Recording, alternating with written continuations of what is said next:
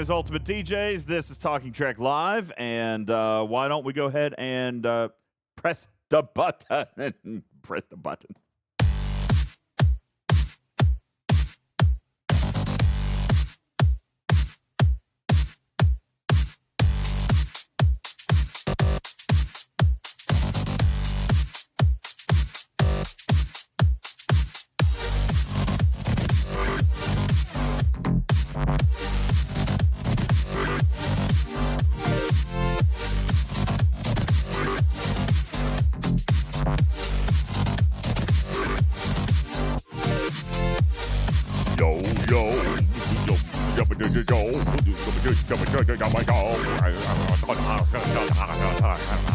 Hey, good evening, everybody. What's going on?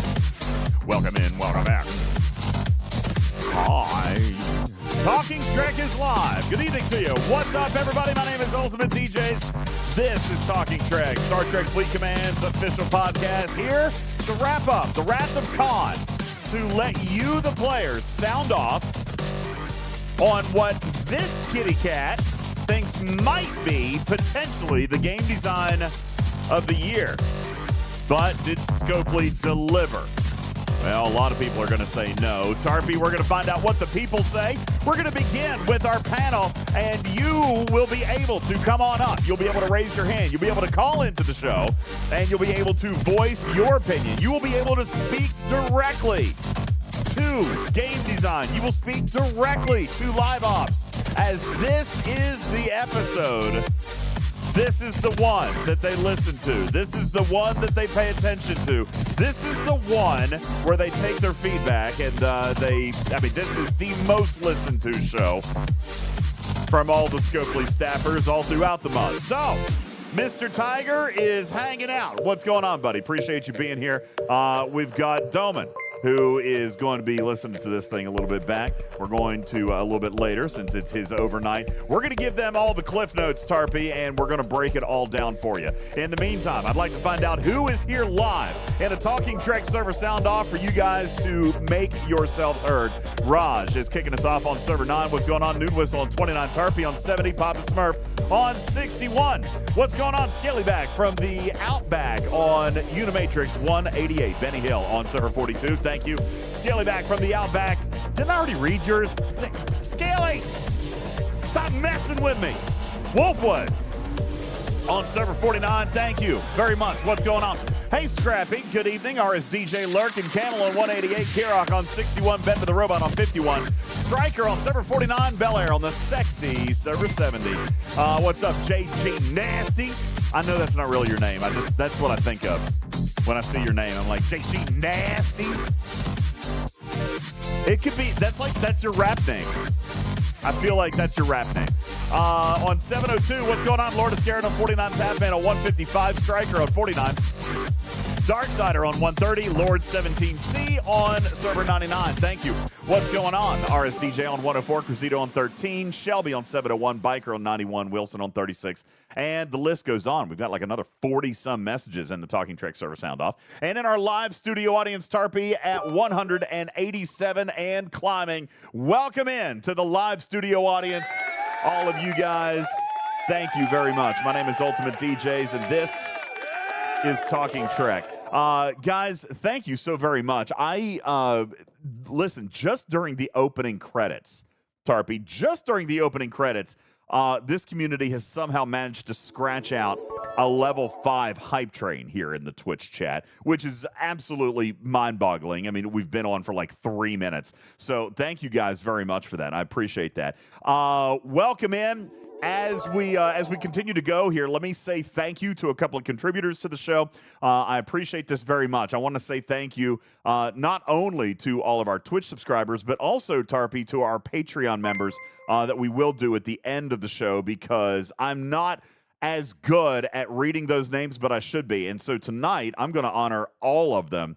I'm going to read every single name, regardless of their contribution level, because every single person that contributes is appreciated. Every single dollar that comes into the show is cycled back into content and into promotions and into contests for you guys. Just on the last show, Tarpy, we gave away $100. Give away $100 on the last one, and in a game of marbles. I'm trying to remember who actually won that one. I'd have to go write it down. Actually, I think I do have it. Let me see. You would think it should be in my notes. Let's see. Yeah, here it is. Killer J. Killer J won $100 off our show on the last show. That was just 2 days ago. With an epic win, I might just point out. Yeah, absolutely. Stole it. Stolen victory. Yeah, it was a fantastic win. It was a fantastic win. Domo won free cruise entries on the last show. Won free cruise entries in the Talking Trek Cruise sweepstakes by playing trivia. Wait, what cruise? Yeah, the Talking Trek Cruise sweepstakes. Guys, visit our website at talkingtrekstfc.com if you don't know what we're talking about. But yeah, over here at Talking Trek, we're literally giving you, you and a friend, free room and board aboard Star Trek The Cruise, sailing out of Port Canaveral, Florida, in February of 2026. And believe it or not, that's coming sooner than you think. We're already inside of 9 months towards this next cruise. It is the nerdiest of all nerddom cruises. You will absolutely have the time of your life, 7 days, just away from the real world and in the Star Trek universe, completely submersed in the Star Trek universe. It's so much fun. Last year, Major Samo got to go for the very first time.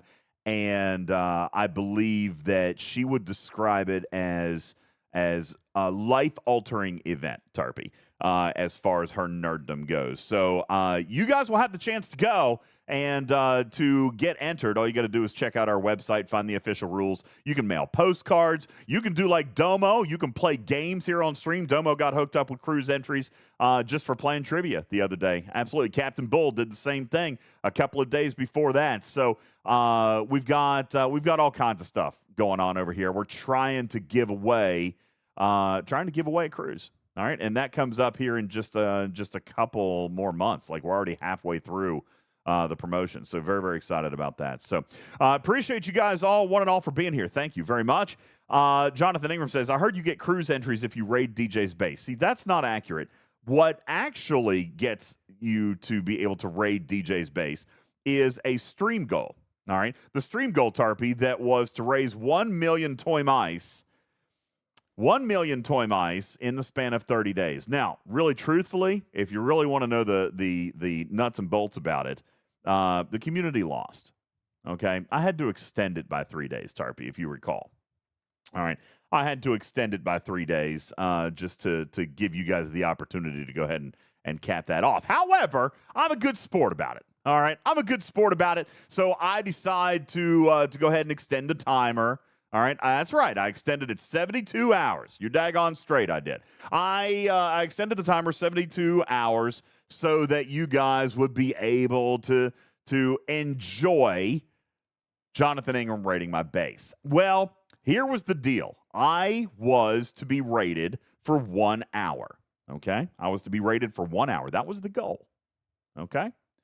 But here's what happened. See, I let my shields fall, knowing that Jonathan Ingram was parked right next to me. But then all my ships were dead, Tarpy. And I couldn't do anything in the game, and it was late at night. Okay? So while Hal says we didn't see it. Oh, don't worry. I've actually we've got it on video, because that was the actual whole point here, is that I was supporting an up-and-coming content creator, because that's what I do. I don't open it, then later I can claim ignorance, right? I was not ignorant in this particular case, Lieutenant Bennett. Thank you. I let my shield fall so that Jonathan Ingram can come in and raid my base for 1 hour, record it, and post it on his channel, because I support other content creators. Well, Jonathan Ingram took advantage of my generosity, Tarpy. I was unable to play the game. And I had to leave a shield down, and it was late at night, and I had a, yeah. What is wrong with you? Nothing is wrong with me. I'm a nice guy. And so my eyelids got heavy. All right? My eyelids got heavy, and I might have taken a little nap. All right? Now, instead of stopping at the obligatory 1 hour, Jonathan Ingram decides to continue raiding said base. He decides, Tarpy, to keep going for the gusto, to keep taking as much as he possibly can, taking advantage of my goodwill. Well, let me tell you something, Tarpy. 2.5 hours go by before Jonathan Ingram decides, and he didn't even decide. I woke up because I'm an old man and I had to pee. You took a cat I don't nap? open it, then later I can claim ignorance, I right? was not ignorant. Yeah. I woke up because I had to pee, and I threw cat nap. a shield. All this to say, Jonathan, thank you, Saber. All this to say that Jonathan Ingram had 1 hour on my base, and instead of being the honorable, responsible, and sticking to the agreement, to the deal of 1 hour, he goes 2.5 hours. Moreover, Tarpy. Bananas. B-A-N-A-N-A-S. That's right. He went bananas. All right. Moreover, Tarpy, then he writes this inflammatory comment. I think I foolbot this. In the video description. Thank you, Retreat. Season 2, episode 2, DJz falls asleep and gets raided. Leave your alliance. Your alliance is shit. Okay, my alliance doesn't defend me anymore. There's just no point in it. Okay. There's just no point in it anymore, okay? Undo. No, see, I meant what I did. Jonathan Ingram is the one who's not going to be able to sleep tonight. Because then, after raiding me for 2.5 hours, he comes back in. He comes back in and says, DJz falls asleep and gets raided for 100 trillion resources. Dude, and here's the kicker. Do not let him lie and pretend this was the hour of raiding demanded by the community. You're right. It wasn't the hour of raiding. It was the 2.5 hours of raiding, good sir. It was 2.5 hours. It was not the 1 hour that was agreed upon. As a matter of fact, sir, you owe me 90 minutes. Positive. I'm full of positive energy. Thank you for your positive energy. You owe me 90 minutes, good sir. But, DJz. No buts. What a noob. I am. Yeah, lots of butts. All right. So many butts. Jonathan Ingram says, I falling. hate this stupid game. Jonathan Ingram writes, falling asleep unshielded is not the same as letting yourself get raided. I didn't fall asleep unshielded till after you started on the 1 hour that we had agreed to. Then, I mean, I couldn't raise my shields while I was paying my debt, okay? So then I just happened to catnap. All right. Mimi says, did you document it? If it was deliberate, you would have documentation. Well, of course I have documentation. Absolutely, I have documentation. I have a DM. I have a DM between myself and Jonathan Ingram that specifically says, I even gave you extra time. I'm such a sweet guy. You are wrong. I am not sit wrong. Down and be What? wrong. You are wrong. That you is are wrong. That Just is an sit down and be inappropriate. wrong. You are wrong. Dude, that is an inappropriate sound alert. I have evidence. I gave extra time because I'm a sweet guy. By the way, Jonathan Ingram, I want to know how you learned how to delete DMs inside the game. All right, I know it has something to do with like uninstalling and reinstalling. Yours. Huh? Show us your version of it. No, it got deleted on both sides. It got deleted. He That means deleted it wasn't there. Yeah, I didn't. No. It was there. He deleted it. It was like a delete unsend. It was like an unsend. Okay. That doesn't work that way in this game, dude. Yeah. It totally works that way. That's how it happened. See, what had happened was when he hit unsend, then it came out. No. Yeah. This is so painful.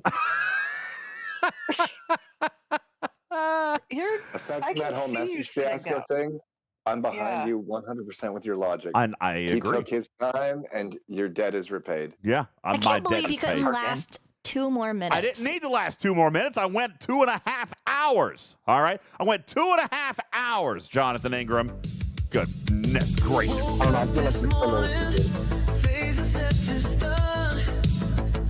base is in ruins. All my work undone. 660 billion scoops. Stars don't shine as bright. You know that. What time was this? This in the dead of night. So. It was late. We all What have time was it, problems. Jonathan? We Or like play Star Trek midnight? Fleet Like midnight, maybe? Thank you, Envinadia.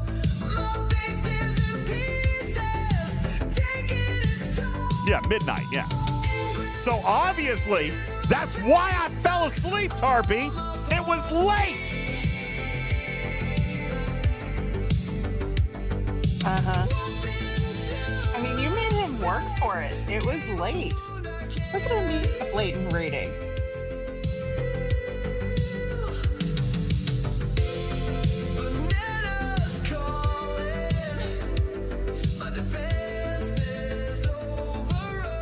I love that he still has a heart on me over here. It's because he loves rating me so much. Not what I heard. Jonathan. Oh. 2.5 hours later. All right, now if everybody wants to take a quick peek here, okay? This was the after number. I can go back and tell you what the before numbers were. Long story short, Tarpy, he got away with about 53 trillion steel. He got away with 47 trillion titanium. And he got away with about 4 trillion dilithium. Does that equal 100 trillion? I think it does, yeah. Yep. It's about 106, 107 trillion, which is actually probably one of my larger raids. All right. And still less than Griffin's raid. All right. Whoa! Wilson says it doesn't count towards the redeem. Why not? Why wouldn't it? Why wouldn't it, good sir? I think that is preposterous. Oh, Jonathan says it wasn't planned. Of course you would say that. You got 100 Well, trillion. show us where you said it was planned. Huh? Show us where you said it was planned. Clearly, I No. told you what happened. And It's he not parked clear. next to his No, base. it's And he 100% parked clear. there and put his shields down. No. That's right. He It was is- parked right next to me. Look, he was right Dude. here. He was parked right next to me, and I'm like, okay, well, we'll go ahead and knock this thing out. I don't like. Usually parked in territory. That's There's right. no reason he would be outside of Thank territory you. to That's except right. to allow him to. That's right. If you're Mhm. raising your voice, I think you just spent the last 15 seconds raising your voice in defense of you saying he knew. But you Obviously, raised your voice so much that it makes me think that this wasn't actually talked about you know what? beforehand. It's fine. That's fine. And- I need to call. In your honor, utilizing the scale. Where's when have Buddy? we judged the scale of his voice? I need Buddy. For previous interrogations. I am suffering Well, I'm personal doing it right injury. now. I am suffering personal injury in Georgia, and I need Buddy. Okay, I need Buddy. Okay, If I don't open it, then later I can claim ignorance, right? that's your cruise cup. Yeah. It was the only one I had with a lid because I wanted to drink tea tonight. I wanted to drink tea and not What? Ghost. Well, I have a Ghost, but I I want. am so positive. I have a Ghost, I'm full of positive energy. but I was really enjoying tea. I had tea Oh, with so dinner, and it was really good, and I wanted to keep having tea. Good evening, everybody. Appreciate you guys all being here. Listen, we got stuff to get into. I'm not going to spend all this time arguing playfully. You're wrong. Obviously, we know what happened here, and Do we? and my debt has been paid, and I appreciate all of your all support this month. Obviously, a million toy mice is insane. All right, that's just absolutely crazy. So thank you guys for contributing 1 million toy mice. I'll come up with something equally fun for us to do in June. I would like to say thank you. I'll go watch that on his stream. Really get that up for him. Yeah. Go Listen, watch it. find his channel on YouTube. Just search YouTube RaidDJz. RaidDJz on YouTube. Let's get some subscribers. He's up to 170 subscribers which means that we've only got we've got about several hundred to go before he can get monetized on his channel. So I really, really want that to happen. All right. I think it needs to happen. Please go find it. Raid DJs over on YouTube. That's the name of the channel. It's Jonathan Ingram's content creation channel. Find it, follow it, sub to it, and we'll get you guys. We'll see. We're doing our part to support the content creator program. I would like to say thank you to our supporters here tonight. Check, thank you for your 16-month resub. Contradiction for the 35-month resub. Game Junior with the 15 months. Thank you, Broken Wolf and Andalisha, dropping some kitty bitties into the chat. Andalisha also dropping the 20-month Tier 3. Boom! Massive. Thank you. Hercules with the 29 months. Lost in dropping a 5-bomb there. And Dominus Prime dropping a 5-bomb. As well as 200 kitty bitties. Papa Smurf with some kitty bitties. TJ, thank you for the 29 months. And Dominus Prime dropping another gifted sub. Q and Dominus Prime again. Lost in. J-Babes all dropping subs. Broken Wolf dropping a gifted sub in the chat. Thank you so very much. Lost in then dropping another 10-bomb. Jules Verne coming in with a 33-month resub. And now we've got Fister with the brand new follow. Welcome into the litter box. Appreciate it. Thank you guys so much for the crazy support. You guys just cleared a level 6 hype train here at the beginning of the show. Thank you so very much. Very, very kind of you. And we're going to try to turn it back onto the community tonight. We're going to turn it back. We're going to give the community the stage tonight, Tarpy, because this has been, surprisingly, a kind of a polarizing arc. I actually had an opportunity this past week. I don't get to have these conversations very often, but I very much enjoyed a conversation this past week with one of the game's largest players, Panda Pirate. Panda Pirate spent a couple of minutes with me and had a conversation about the design of this arc that we were kind of discussing, and then I was going to take back and talk about with game design and talk about with Mr. Tiger and so forth. And it was a brief, concise conversation. I thought the arc was great, he says. Money to speed up the arc is how it should always be. Free to play everything on day one. We talked a little bit more, and I had this observation, and I want to start with this, Tarpy, because I don't remember the last time that I felt this way, or the last time that I observed the community feeling this way. All right? But I'm going to read you a comment, and then you tell me how you feel about it.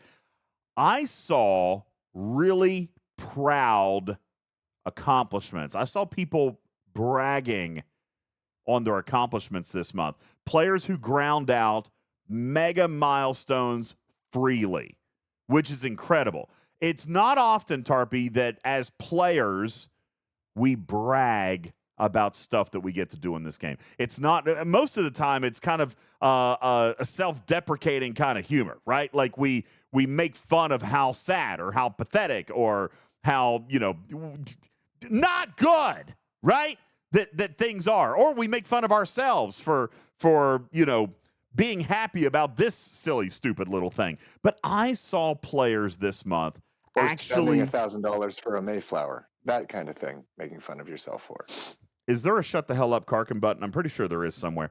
I saw players this month being proud of hitting 60 million rep. That was the goal. I saw players, thank you, engineering. I saw players proud of their grinding accomplishments this month.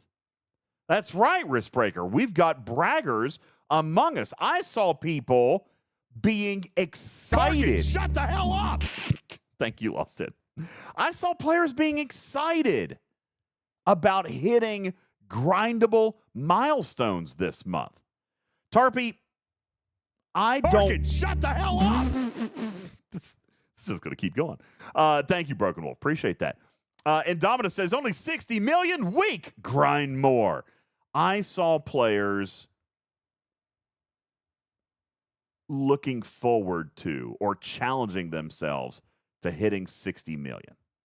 And I haven't seen that type of energy or that type of pride that comes out of STFC in quite some time. Tarpy, tell me, maybe I'm just looking in the wrong circles, or was this something that we actually got to observe this month that we don't normally get to see? This is why we can't have nice things. We do have nice things sometimes. Sometimes. So, are you asking me if I agree with you that people were proud of what they accomplished, or What was your like, observation? just- I mean, did you see that, or am I just looking in the wrong spots? Because I don't know. I don't know. What did you think? I mean, this arc, as Strider literally also just typed in the chat. I'm gonna have to turn these off. I think I must have made them too cheap. I just went through and changed all the sound alerts, and I reduced their price. But I feel like now we're either gonna have to turn them off. I used to not turn them off for the podcast. Like I used to turn them off, but then I started leaving them on. I'm so positive. I'm full of positive energy. I started leaving them on. You know what? I think I'm going to have to turn them off. All right, guys, I'm going to turn off sound alerts. Don't spend any more money on sound alerts. I'm turning them off. I used to have them off during the podcast, and then I turned them on because we weren't using them a lot, but then I made them cheaper, and now people are just banging them out. So sorry, I'm going to have to turn them off. We got – yeah, sorry. Stop giving me your money, okay? We got to talk about things. Yeah, so, Tarpy. Please buy him a ghost first. So I was going to say what Strider just put in the Talking Trek Discord. This has been the best do what you want to do or do what you can do arc in a really long time. I don't want to say ever, but I do want to say in a really long time. Because if you wanted to grind, you could grind. And people were saying, I am spending a lot of time grinding. Mm-hmm. Or people basically said, I'm doing nothing because next month it will just be easier. So I like the fact that there were actually the one SLB for rep grinding broke. So like it was literally do the grinds for the SMSs or do whatever they wanted us to do for the SMSs and engage with the arc content as much as you wanted.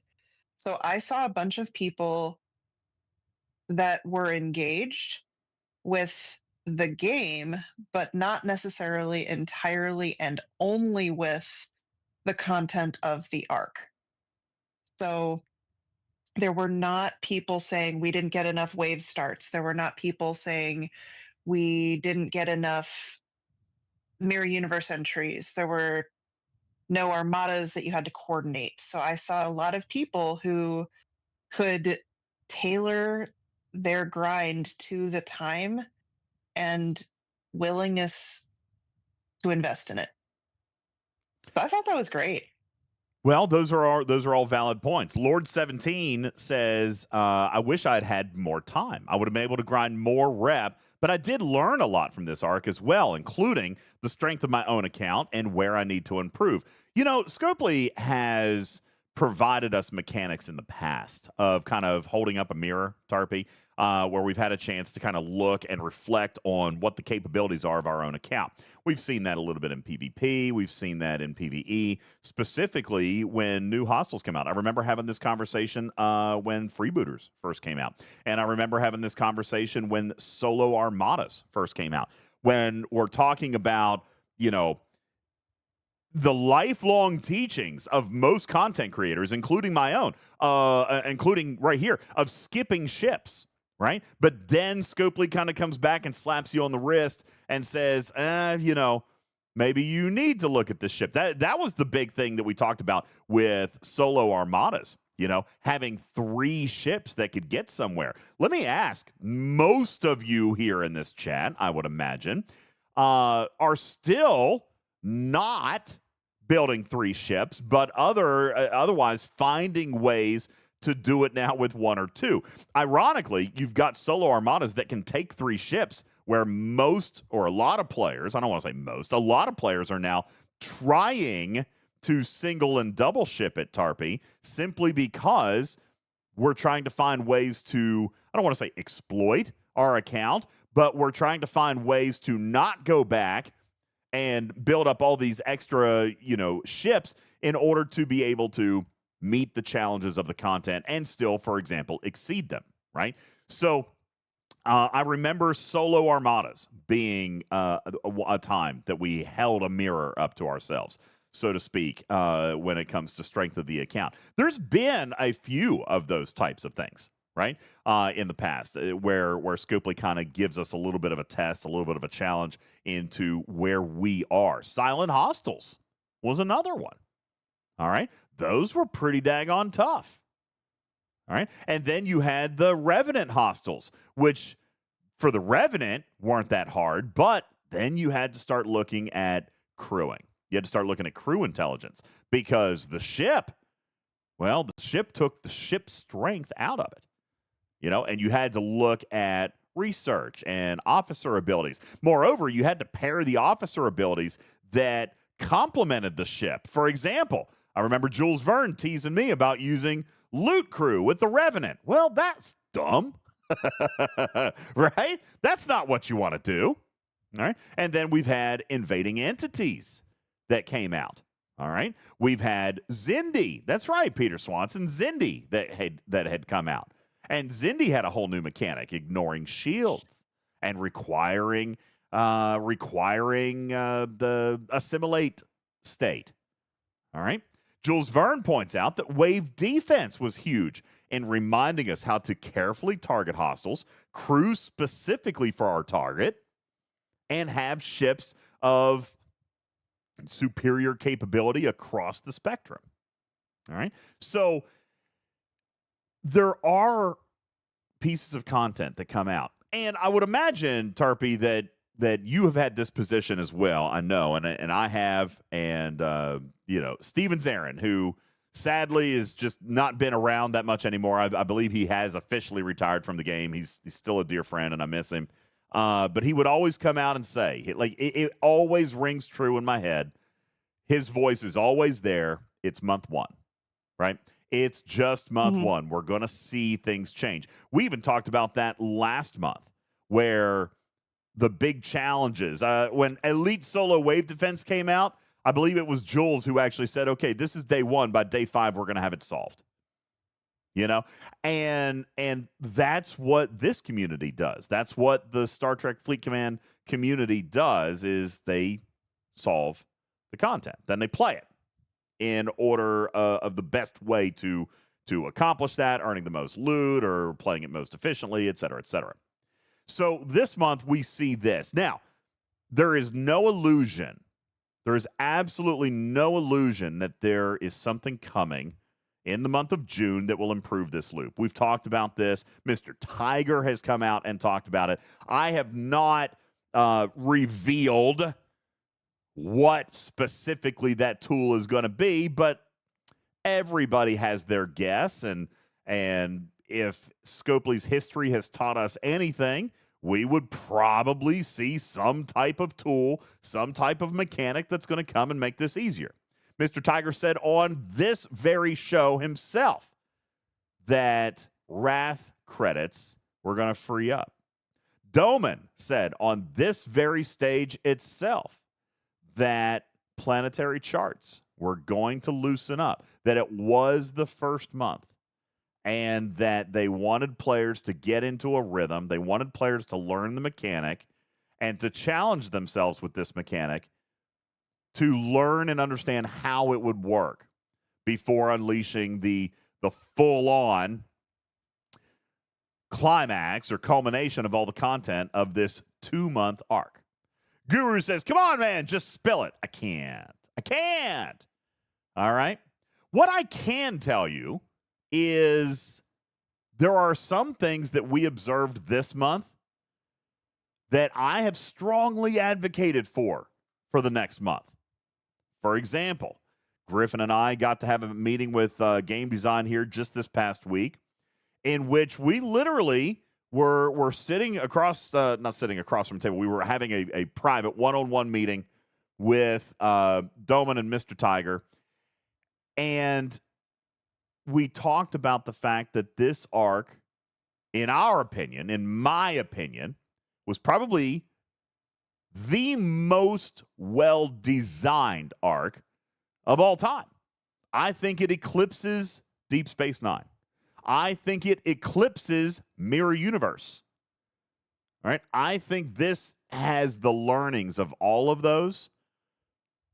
And as far as a design, put it all together and made this into the masterpiece that it is. And further, the masterpiece being, all right, Dragon Keeper says, I must have missed something then. Well, no, you're not looking at it, Dragon Keeper, because I've been talking, I've been laying it out for you all month long. There is one factor about this month, one ginormous, glaring fact about this month that automatically gives it, as Bubba Joe would say, a 3-letter grade bump. And it is the unlimited engagement aspect. All right? We have said here before, Putz, perfect person to ask this question to. Putz, many moons ago, when the Dolomite Primes came out, we all talked about there needs to be a grinder's path, that the primes, the particles, were so influential that there needed to be a grind. It had to be heavy. We knew it was going to be heavy, but there had to be a grind. We talked about what that grind could be. Do you remember? Because I went back and I listened to a couple of clips. All right, I didn't save them. I was at work. But I went back and I listened to a couple of the milestones. Putz, anybody else on the panel, Jules, Matters, Karkin, I'm going to ask all of you guys. Does anybody remember what some of the numbers were that the community threw out when it came to sourcing Dolomite Prime particles? Anybody remember? Like what? 10,000 hostiles and you get a prime or something like that? Yeah. Yeah, Putz. You're exactly right. Yeah. 10,000 was one of the numbers. 10,000 hostiles for 1,200 Dolomite particles. That was what the community suggested. The community asked for that. They wanted a heroic grind of 10,000 hostiles per level of prime. Let's go back further. They forgot to haggle. Echo came out on this show and introduced, Jules, the concept of mastery.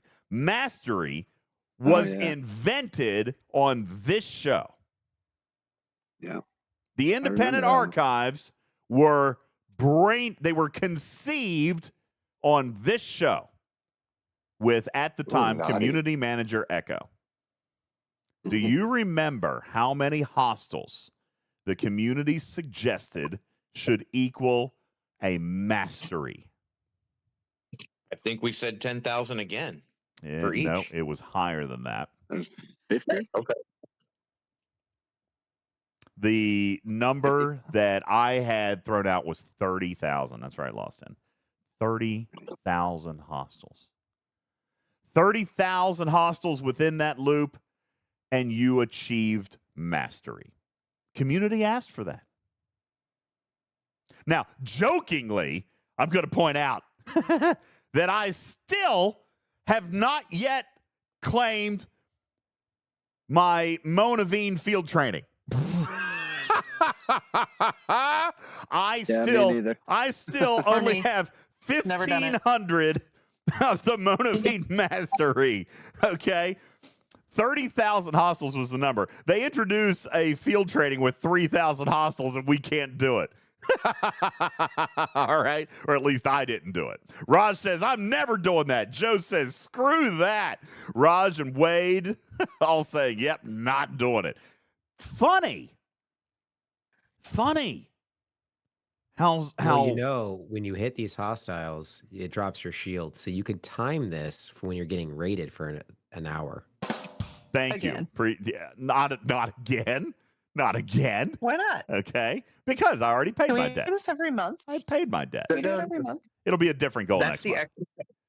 That's the extra punishment for DJ trying to pawn off him falling asleep as the $1 million or the 1 million bitties.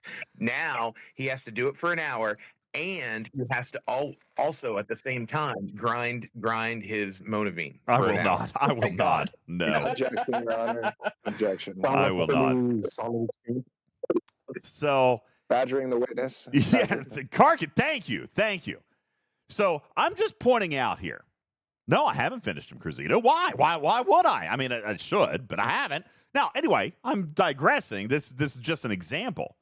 But I'm talking about how the community has in the past asked for mega grindy things in order to unlock something that would be paid only or would be exclusively available for cash. So when I look at this month, and I'm having this meeting with Mr. Tiger, and I say, the thing, Dragon Keeper, circling back to your comment, the one glaring fact this month is unlimited engagement and rewards for unlimited engagement. As we were talking about just a few moments ago, Tarpy, the pride involved. People raced. It was a race against the clock.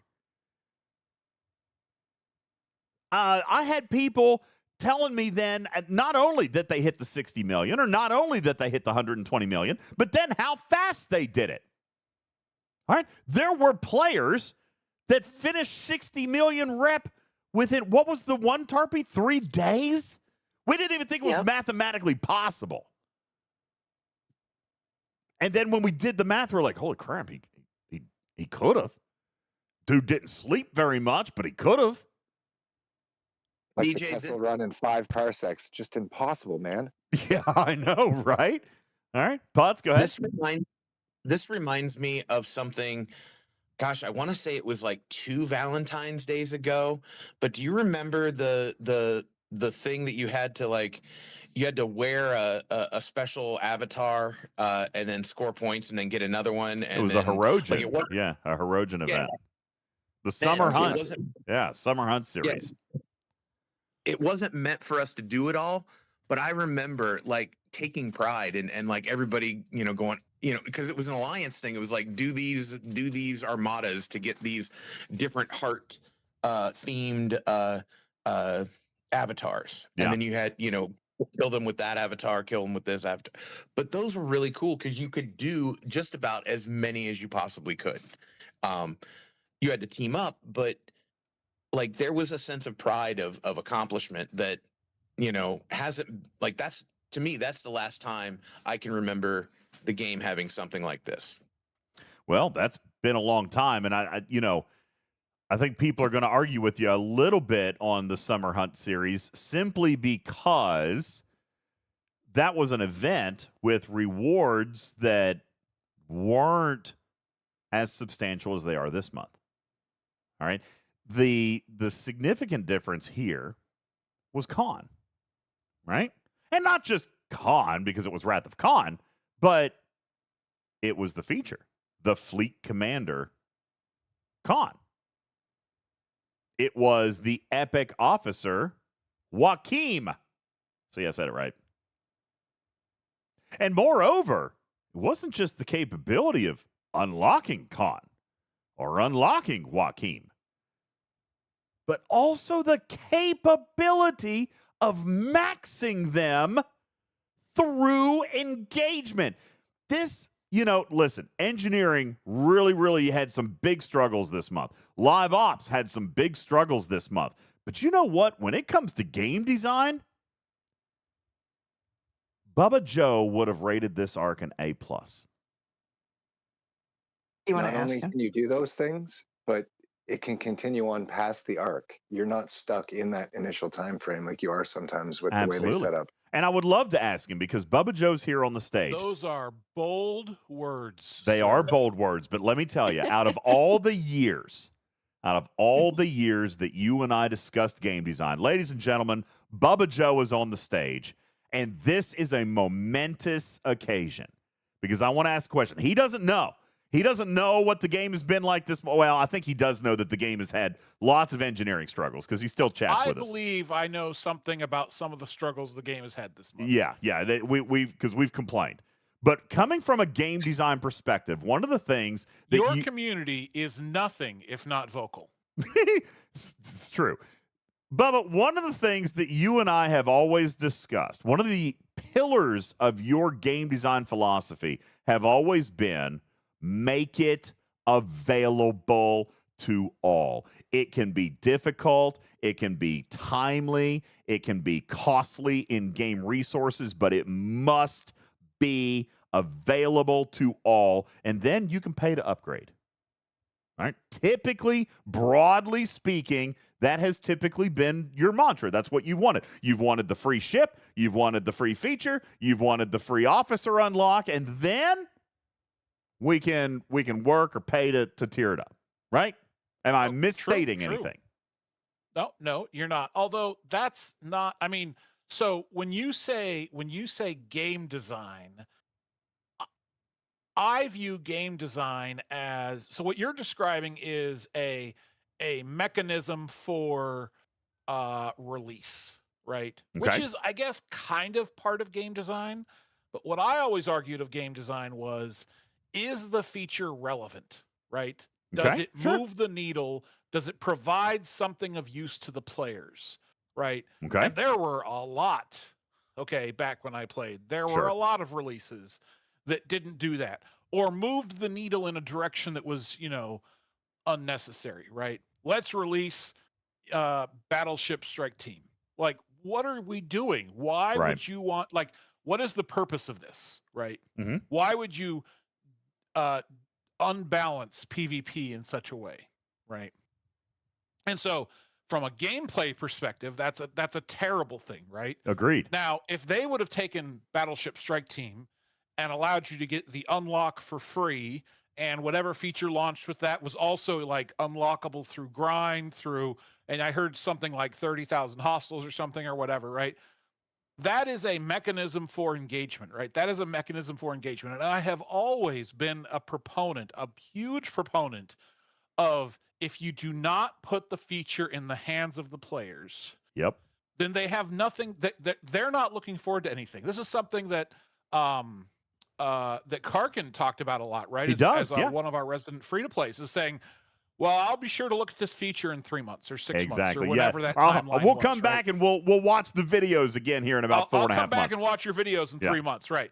And that's just a terrible feeling, right? Why would you want to release a game where you're like, look at this brand new stuff, and a large majority of your player base is like, what stuff? Mm-hmm. So if they did a really good job this month of putting the feature in the hands of the players within the month, or at least allowed the opportunity to put it in the hands of the vast majority of your players within the month, that is a fantastic change. Now, I don't know any of the details about what the feature is. I don't know if it's any good. That's not like, I'm not going to come here and tell you, you can describe something to me. And I'm like, oh, I don't know. I've been out of the game for over a year. I don't know what would be good or what would move the needle, because I don't know where the needle's at anymore. Okay. I'm not going to begin to guess as to where that might be. I can listen to the people talk in your Discord as to whether it's relevant or whether they liked it or not. But that's the only thing, is I can interpret their words. I can't come up with any of my own. But if there was a mechanism to put it in the hands of the player for free, that is an improvement over basically every other month of this game. And right there is the focal point. All right, that is the question, Tarpy, that I would have asked. That was the claim that I made on behalf of Bubba Joe before he popped on stage, is this type of design is everything he ever asked for out of game design. Engagement for all players on day one, and you get the feature at your pace, at your schedule. If you put in the time, if you put in the kills, if you put in the grind, you get it. Or you can buy a pack, sure. All right? You can buy a pack which is also aligned with my monetization goals, grind or pay to skip grind. All right? But Bubba hit the nail on the head. When Scopely comes up with a feature to put it in the hands of the players, as soon as they are able to earn it, not through Scopely's timeline, but through a player's timeline, based on engagement, based on the amount of time that they play, or based on the amount of hostiles that they kill, or in this case, based on the amount of reputation earned. Bubba Joe, there was not a gate. This is going back all the way. You played in the days of the original Franklin. Remember, that ship was the last ship to truly be unlimitedly grindable, meaning that you could tier that ship in literally days if you wanted to, because the only upgrade material were those stupid little nanotech things that you could go and grind from hostiles. Is that preposterous that we're talking about the original Franklin? The original Franklin. Not even the Franklin A, but the original Franklin. Definitely not the Franklin A. No, definitely not. Going all the way back to the original Franklin. The original swarm hostiles. The ones that capped out at level 33. That ship was grindable. Not time-gated, but grindable. I forget how you got the BPs for that ship. Missions. Don't you remember? Everybody in the game had to go to one system. One system. That was an engineering fail. All right. But everybody in the game was in that one system trying to grind these swarm. All right. Well, that was to get the parts. How did no, you get the no. BPs? That was so there was missions. You had to kill X number of hostiles in that system. Oh, that's right. And not only that, it was a lot. The system was a level 25 and you had to hit a level 26 hostile. Yeah. And so you get to a point where there were only level 24 and 25 hostiles and 1,000 players trying to hit, 14 or 25 level 26s or something. Yeah, it was rough. That was a rough mission launch. But the point remains is that the upgrade materials for that ship, that's right, frequency modulators, they were grindable. Now, I am being told that there were a couple of ops locks on the warp tokens as far as generations go, and that's fine. You will see, you've kind of seen that a little bit this month with the currencies, the rarities. That was never a restriction I would impose upon Scopely. If they said, we want to lock tier 6 of this ship behind ops whatever, or shipyard whatever, or reputation whatever, those are all valid gameplay mechanics, right? There's nothing wrong with part of the game being, in order for you to get the next level of ship, you must advance your game state. That's no different than the faction ships. Sure. In order to unlock this faction ship, in order to actually build it, you've got to level up. Now, there's no restrictions on leveling it up, but there's a different source of an event ship, right? Of a monthly new event ship, and that's what the features are when they release them. And so instead of locking the unlock of it behind ops levels that are very challenging, they can open it up to everyone and stop its progression to stop you from advancing too far until you've globally upgraded your account. There's nothing wrong with that. That's a reasonable restriction. Well, and you got to remember too, I mean, that was at the time when the game was capped at 40. So, I mean, G3 was all there was, guys. It's not like, right, but they've used that before. They have put ops locks and reputation locks on other event ships. That is a legitimate thing. And while people are like, I want to be able to advance this ship into, tier 12 as an ops 29 because I think I'm special. Like, I don't have any sympathy for those players. Like, be better. Build up your account. Yeah, be better. Get more gooder. Well, get more gooder. Stand up and stop sitting down like DJ. Well, this month, I'm telling you, all right, the way that this was designed, and this was kind of how Griffin and I pitched this today. This arc is going to live on in my memory simply because it had that element, Bubba. It was the first time that Scopely has not put time gates on a refinery that literally limits a player's progression to the Scopely crawl and then selling the prime to speed that part up. You know, it's like I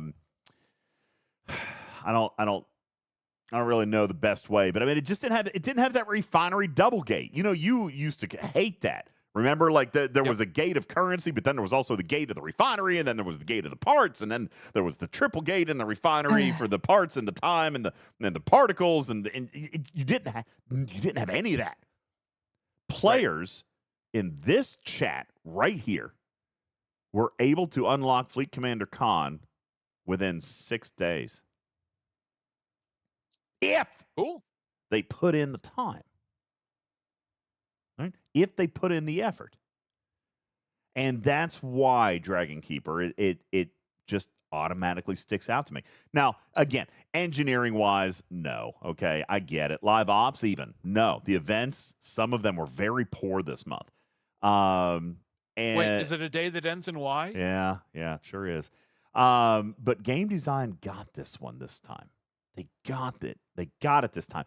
And so we were talking about the design next month. And here's a little bit. I'm probably going to leak a little bit, but not really nothing specific, because one of the questions that I had for next month is coming off of what I'm going to describe as the most brilliant game design strategy that Scopely has launched in ages. Why aren't we going to do it again? It's promising. Read between the lines. Okay? Uh-huh. And I was disappointed by that. More so, Bubba, I was disappointed by the response, which was that Scopely, and this might be real. I don't know, Bubba. I'll defer to you. You've experienced with a lot of game companies. Sure. Hit me up. Scopely feels morally obligated to, quote, prevent players from an unhealthy mindset when it comes to gaming addiction and grinding. Well, that's no, that's dumb. If Scopely had said, if Scopely had told you, then no, hey, listen, real quick, hang on, before the chat goes wild. I'm paraphrasing, okay? I'm paraphrasing here slightly, but we've had this kind of comment before that Scopely feels that they've got to save players from themselves, okay? Like, Tiger was here on day 6 and was shocked that somebody had already gotten to 60 million. He doesn't think that that's good. Well, of course he doesn't think that's good, because they didn't want players to advance that fast. But let me give you an example of a response that I would find completely legitimate and equally disingenuous from Scopely. Okay? But actually legitimate, okay? So, if Scopely had said to DJ, we ran this last month, we need to analyze the numbers. You know, we've already had this next arc in the can. Like, we've already kind of figured out how we're gonna get it to the players and what its release schedule is gonna be and how we're gonna monetize it. And we've figured all that out. All those numbers are already done. They're already programmed. We're gonna examine the month of May. We're gonna examine it very closely and see if we think that this is a better mechanism, but we just can't roll it out in June. Okay. That's a legitimate answer, right? Because it's true. Yeah. Because the stuff that they're... Did I lose Bubba? I lost Bubba. Do I still have Tarpy? Or was it me losing connection? Oh, no! Do you guys still have... The stuff that released last month back. wasn't started in April. It was probably started in January, right? So if they're going to try something new for a month, it's not reasonable to expect it to roll immediately back out the next month and do the exact same thing. Fair. Because they're going to look at the numbers and they're going to figure out if this thing that is outside of their norm, okay, is an acceptable monetary schedule for them, an acceptable acceleration schedule for them, an acceptable, like, they should do their due diligence at looking at this. So if they came to me and said, "Hey, Bubba, we know you rag on us, but Sure. we're not going to revisit May. We know you loved it. We know you loved how it worked. We're not going to redo May in June with this because the June thing has already been set in stone of how we're going to sell it, how we're going to release it, what that timing looks like. We're just not going to do it, but we are going to look at May." Now, you can say you don't believe them, that they're never going to go back and look at May, but to say that we can't do this thing that we tried in May in June, that doesn't disappoint me. The reason they gave you disappoints me. Let me but the be fact really that they're not clear. going to immediately be able to roll it into the next month does not disappoint me because that thing's been set for a while. Let me be really, really clear that everything that you just said was part of this conversation. All right, I'm trying to paraphrase in 5 or 10 seconds for a deliverable point. But, I mean, this meeting was an hour, okay? So let me be very, very clear that that was not the single bullet point reason. And a lot of what Bubba just said is absolutely a part of that. But Scopely does. And Tiger said it on this show. Listen, Matters, we heard him say it. Like that he has moral and ethical concerns over unlimited grind. He said it on this stage, all right? Yep. Now, all that to say that they are going to examine this month. That is for sure going to happen, okay? I think if any month was ever going to be the evidence that happy players spend more money, it would probably be this month, okay? Scopely has always claimed that that's not exactly the case, but we're going to for sure know depending on whether or not this style runs again. But I will tell you that one of the wrap-up comments that I had in this meeting was, I'm glad to hear that this was a design that players enjoyed. It gives me more hope.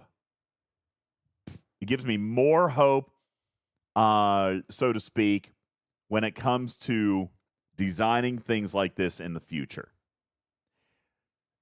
And my interpretation of that final statement right here kind of tells me, Bubba, that this was probably a big risk for them. I remember,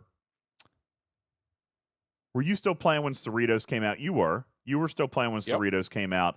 And that was a chancy design because they came out. That was the first ship that they ever came out and said, hey, we're going to give it to you in 3 months. And I remember Echo coming back and saying, okay, that backfired a little bit because players didn't fall for the FOMO and they went and bought it. Now, on the other hand, we now have the model, so to speak, or the paradigm of 100-day sourcing. So it must not have been the end of the world, all right, or they wouldn't have continued to do it, but we do now have that, and there was a break from that. Bubba, you'll remember for the next 2 or 3 ships after that, they didn't do the 100-day thing, and then they eventually brought it back, and now it's a part of the norm. So maybe we can potentially do something like that in the future here with relation to this arc, and I agree that they're going to examine the numbers. They're very data-driven. They're going to look at that, and they're going to see if this was an arc that is going to get them positive results the same way that it got us the positive results that we're after. But I am curious, and I want to open up this section of conversation now, and we can even, again, the stage is open. I know I haven't gone to the stage, but you guys are more than welcome to raise your hand. Do you believe, and by the way, I do see it this month more than ever before, if I'm looking at the other side of the coin. I've seen it this month more than any month before, where players will suffer under the delusion that they have to do something, that they feel forced to do it. A lot of these people in the chat today, Bubba Joe, are bragging on their 60 million, bragging on their Max Joaquin, and that's great. I saw a lot of players. Not an overwhelming number, but a lot of players who were extremely, extremely angry and vocal at the insufferable, this is a direct quote, the insufferable grind that Scopely made them do. Now, a reasonable mind would probably discount that statement and say that that's not Scopely's problem. Yet, so I think what did Scopely make them do? Listen, you don't have to explain it to me. Explain it to them. Anybody who complained about the grind this month, I'm scared. Explain it to them. I mean, everyone gets to have their own opinion, but complaining about a grind that was optional, that was a so let me ask some questions. So for context, okay. So tell me what the grind was. Well, what did you have to do to unlock the new content? One hostel provided what? Approximately 3,500 to 3,600 rep. A loot goblin would give you 60,000. You had to get to 60 million to unlock the new feature. Okay, so grind. Did you have to do? So hang on. Did you have to do it this month, or was that just the target to unlock the feature? So originally you had to do part of it this month, but because of how they scaled the hostels, they realized that basically no one outside of G6 could do all of the missions because one of the missions had a certain amount of rep required. So they ended up comping players the completion of that mission in the event for missions, but not the mission itself. I'm not. So I don't even think that they that didn't has have any. to, but people felt like they needed to until that happened. So let me ask some more questions again because I didn't play. So the missions gave you the unlock of this feature. Is what I'm hearing. No, Okay. It was just the mission. No. I don't think the mission had anything to do with it. I think players saw You golden carrot. Rep.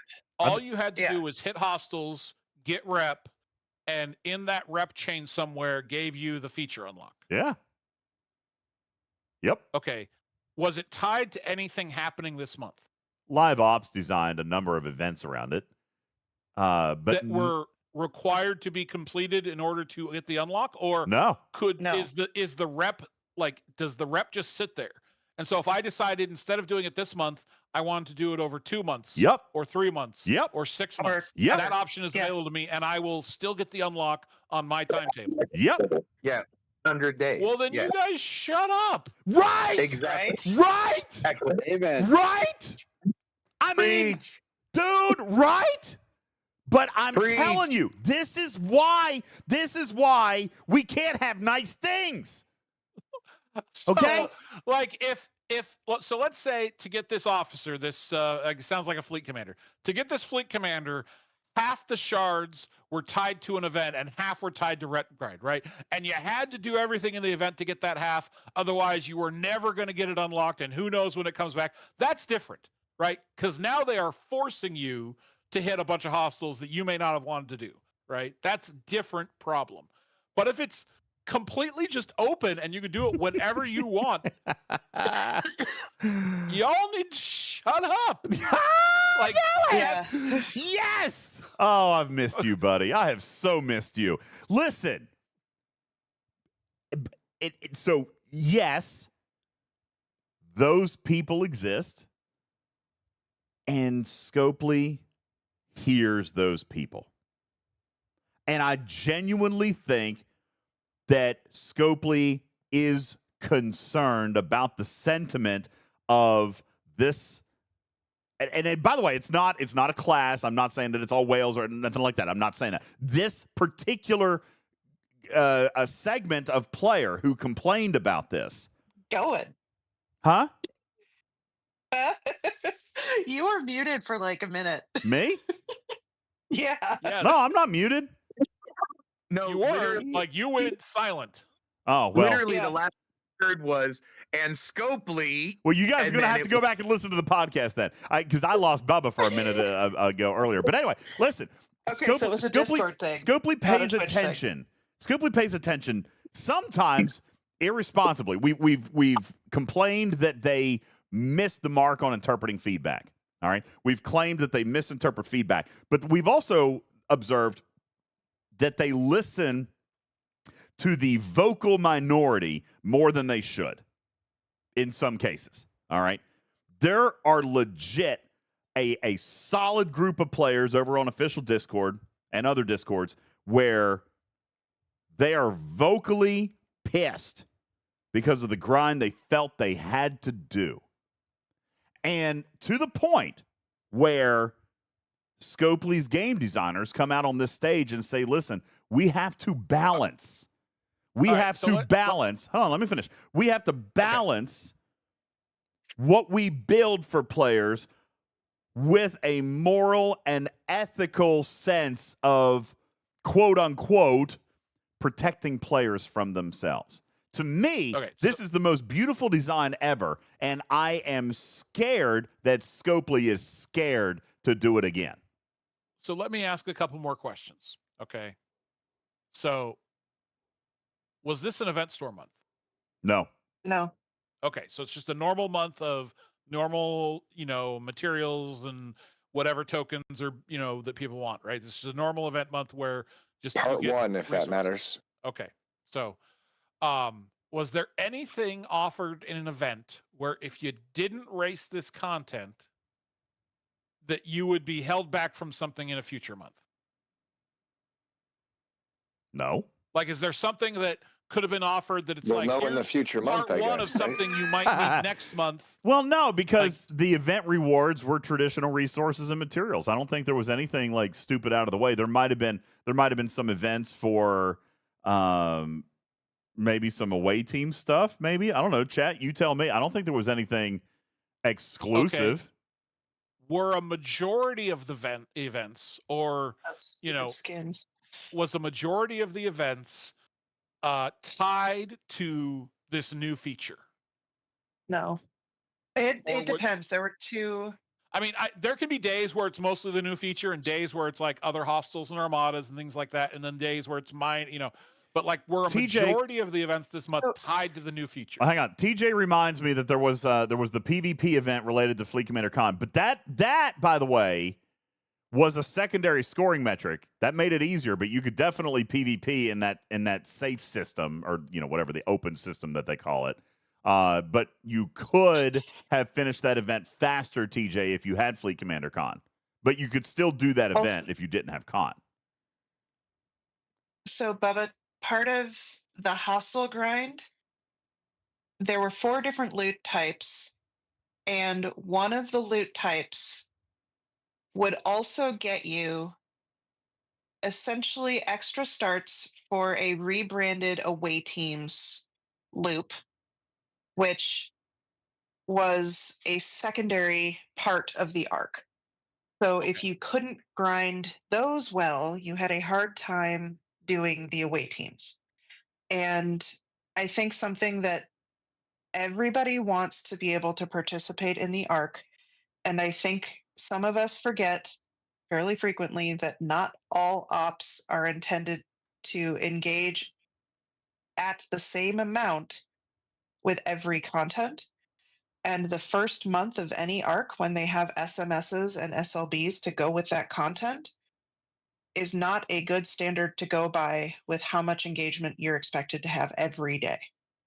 So for those of you who are that was a little vague. What she's talking about are the required officer events, right, Newton? That's what she's talking about, is kill these hostiles or kill this armada or whatever. They also tried a new metric this month, Bubba Joe, where they gave numbers of points based on the tier of the officer that you used of a specific officer set. So, for example, like you got more points for a tier 5 officer than you would for a tier 1 officer, which was a new scoring metric. The problem was with that event is the mix of officers on 1 or 2 of those days was a little bit off, in which there are a large number of players that would have earned points very, very slowly. Now, I'm going to point out that particular meta, which is what it was, Bubba, it was a meta, and it did provide event store, like a mini event store. Think of it kind of like Dabo tokens, all right, kind of. Sure. It had a mini event store. There was a meta that gave currency for this mini event store. Those events were quite challenging for some players. Now, regarding the event store currency, though, it's important to note that the meta did not require all the events. They gave definite buffer for the completion of the meta. But there was also, quote unquote, this overflow mechanic that required perfect completion for a full paid unlock of a feature item in the event store. So think of it like I don't know if you were around when Forbidden Tech came out. Yep. Think of it like a new Forbidden Tech that was available if you had perfect participation, which was impossible probably for some players. All right. Now, completion of the meta gave you all the event store loot to still get good rewards out of that thing. And the meta had plenty of buffer. But perfect participation is, again, what some players were eyeballing because that was the biggest prize and then felt forced. So, but I mean, every game has something that is like, if you are perfect, you will get this extra bonus. And if you're not, here are all the things you otherwise get. And usually when there's confusion here in this sort of thing, it comes down to miscommunication by the manufacturer, right? Fair. And yep. If they had said in game and in videos and in their web pages and stuff that, 0.3% of players look at on Discord, but specifically big, bold letters in game. Yeah. They missed that. You that didn't happen. Get this on your own timeline. Yeah. We're opening the gates now. Whenever you get to this level, you will unlock this feature. You do not have to get this feature this month. It is going to be there. We're not going to take it away from you because what has Scopely done for 5 years? If you don't get it this month, you may never get it. Yeah, that's true. Here's half a skin unlocked. The other half, good luck. Funny he mentions that. They did that this month in a different area of the game. But yeah, there's a half a skin, and nobody knows where it's going to come from unless you buy it. So, all right. So like Scopely has earned this response from the players and is misinterpreting their frustration and anger as something they don't want, as we don't trust you because you've pulled the rug out from underneath us too many times. Well, that's fair. Absolutely it is. And so this is them paying for that, right? If they would more clearly communicate, here is a feature, unlock it at your timeline. We're opening the floodgates this month. Do whatever you want to do. Engage with it. We're going to offer you events to encourage you. We're going to offer, incentives for you to go maybe a little faster or to go a little slower, right? This is the timeline we'd like you to do, but you can go as fast or as slow. This content is a permanent addition to the game. Whenever you get to threshold X, you will have this new thing unlocked. And you know what's funny about that? They did the exact, you know what? They did both. They did both. They did the good and they did the bad this month, Bubba Joe, because with the Fleet Commander, right? It's there, okay? Whenever you get to 60 million, be it now, next week, next month, next year, boom, it's done, all right? That's fine. That's there. But as the chat is referring to right now, Lord of Chaos says, listen, if you're talking about the skin, the Chaos Tech, all right, that we were just talking about, Bubba, they did that exact same thing. So that if you were perfect in the SMS, you got the whole thing, right? But if you weren't perfect, if you missed even one event and didn't make it up in a solo leaderboard, then you only got half, okay? You got half the unlock. And they're selling the other half of the unlock with no communication on whether or not the future will be grindable. As a matter of fact, we asked. are you going to run this event series again? Because half unlocks don't make a lot of sense. Right. Unless you're going to run it again. They would not confirm it. They would not confirm it. They said that they would not confirm that it would run again, and that if you wanted to make sure you had it, you had to buy half the pack. So this is, again, 100% Scopely's fault that they got this reaction. And now they're you're right. They've misinterpreted the data because they have conditioned players that if you don't get it this month, you may never get it. They had a mechanic this month that reinforced that point. And so they're misinterpreting the day that people unlocked it in 7 days. Like,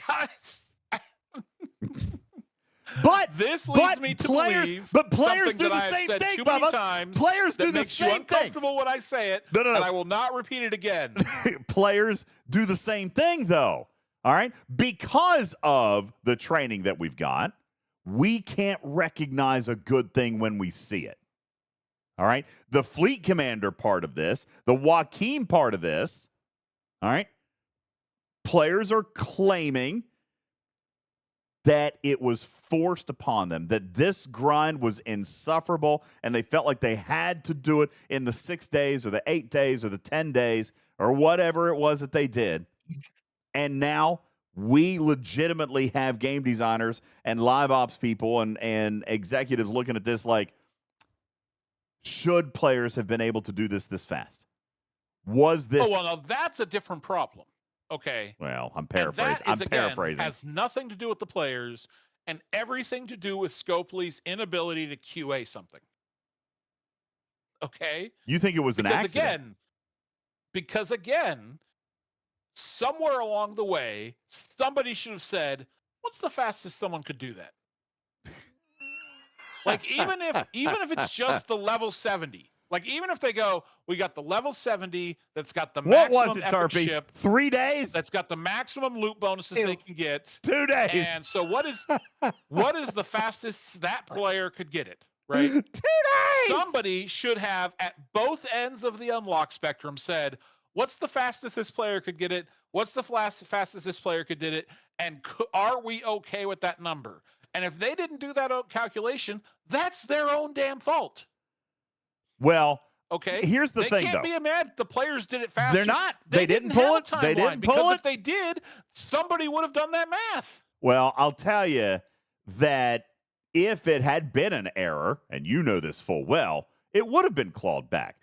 They designed this to be grindable. They designed it to be open-ended. And that is why it sticks out as a positive arc. I don't know. Maybe I'm being paranoid. But I feel like there was too much. I feel like there was too much bitching and moaning this month about the grind, and I regret that, community. I wish that I didn't see as much of that as I did. I wish we could have looked at this and realized that this is the purest form of grind that there is, and I'm afraid. I'm afraid of it. Jules is on the stage. We've got Lost In. We've got a whole host of people lined up. Bubba Joe has come out. I was not invited. You can't leave. Get out of your hair. Listen, half of these people are lined up to talk to you. I can see their comments in the chat. Yeah, you can't go. You can't go anywhere. Lost In, welcome to the stage. How are you? Appreciate you being here. What's up, man? Can you hear me okay? We got you, buddy. You're here with Bubba Joe. It's a momentous occasion. How did you feel about this month? So this month was awesome. Seriously, one of the best arcs ever. Lots and lots of grinding, but it was fun. I mean, I was enjoying it. The only thing that I felt like you kind of had to do was grind different hostels to get the different loot chests. Again, I'm going for the double pull and everything. Mm-hmm. Even that was manageable. It's going to get easier when the inevitable ship comes in a few days. And then we'll do it without too much problem. But I don't get the complaining at all. I do think Scopely's inconsistency is why people bitch, because they don't know what to expect. Yeah.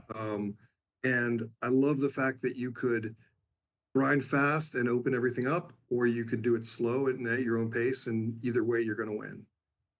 Totally awesome. It was great all around. And Bubba Joe, hope we see more. Oh, we love you, Bubba. Thank you, Lostin. Appreciate that very much. Jules is on the stage. Bubba, go ahead. Before we get to Jules, yeah, I'll stick around a little bit. Have you done what you're supposed to do? No. You've had like 3 shows.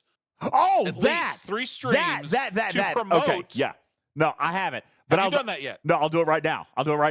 Because really, truthfully, we probably need to take a break. But no, I'll do it right now. Listen.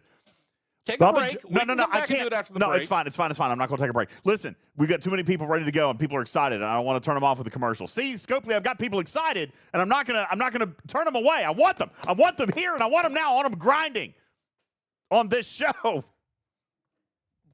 infinitely. Listen, Bubba Joe wants to do a controversy clip show. All right. What I mean by that is, well, I was just saying an iconic slip show. The fact that most of our iconic features are controversies is secondary. I mean, it does not have to be controversy, but iconic it needs to be moments dramatic from the show. He wants you guys to go back and find your favorite all-time clashes. All right?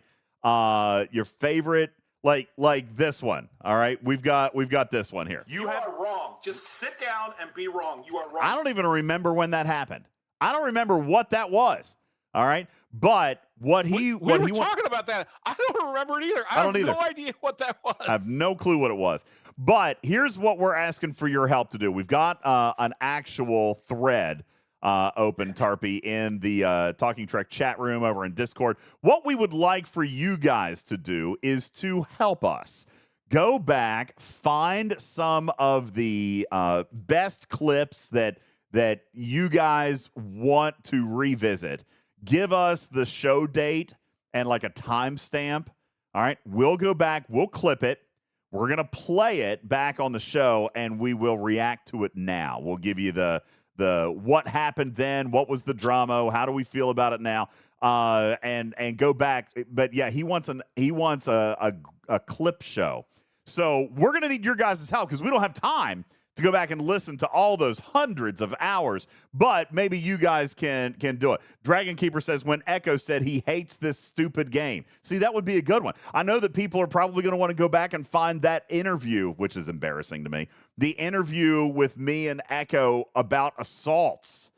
All right? Yeah, Raskar says so many years of gold to go back through. Deezus says crowdsourcing. We assaulted people at Best Buy? Yeah. Or was that a different one? Yeah, that was a good one. All right, listen, all that. Listen, you could go all the way back to the days of community manager panic. All right, we are tasking you guys. All right, that's right. Getting robbed in the Best Buy parking lot. So funny. Listen, yeah, Bubba Joe wanting to be a free-to-play for his mom's account and buy her all the way to level 60 or 70 or whatever it was. All right.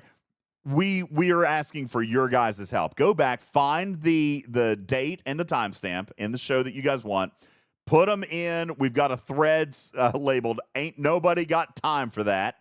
And we're just hoping, like, if everybody can find 1 or 2 clips that they like, then we'll go back, we'll find the timestamps, we'll bring them out, and we'll do a clip show.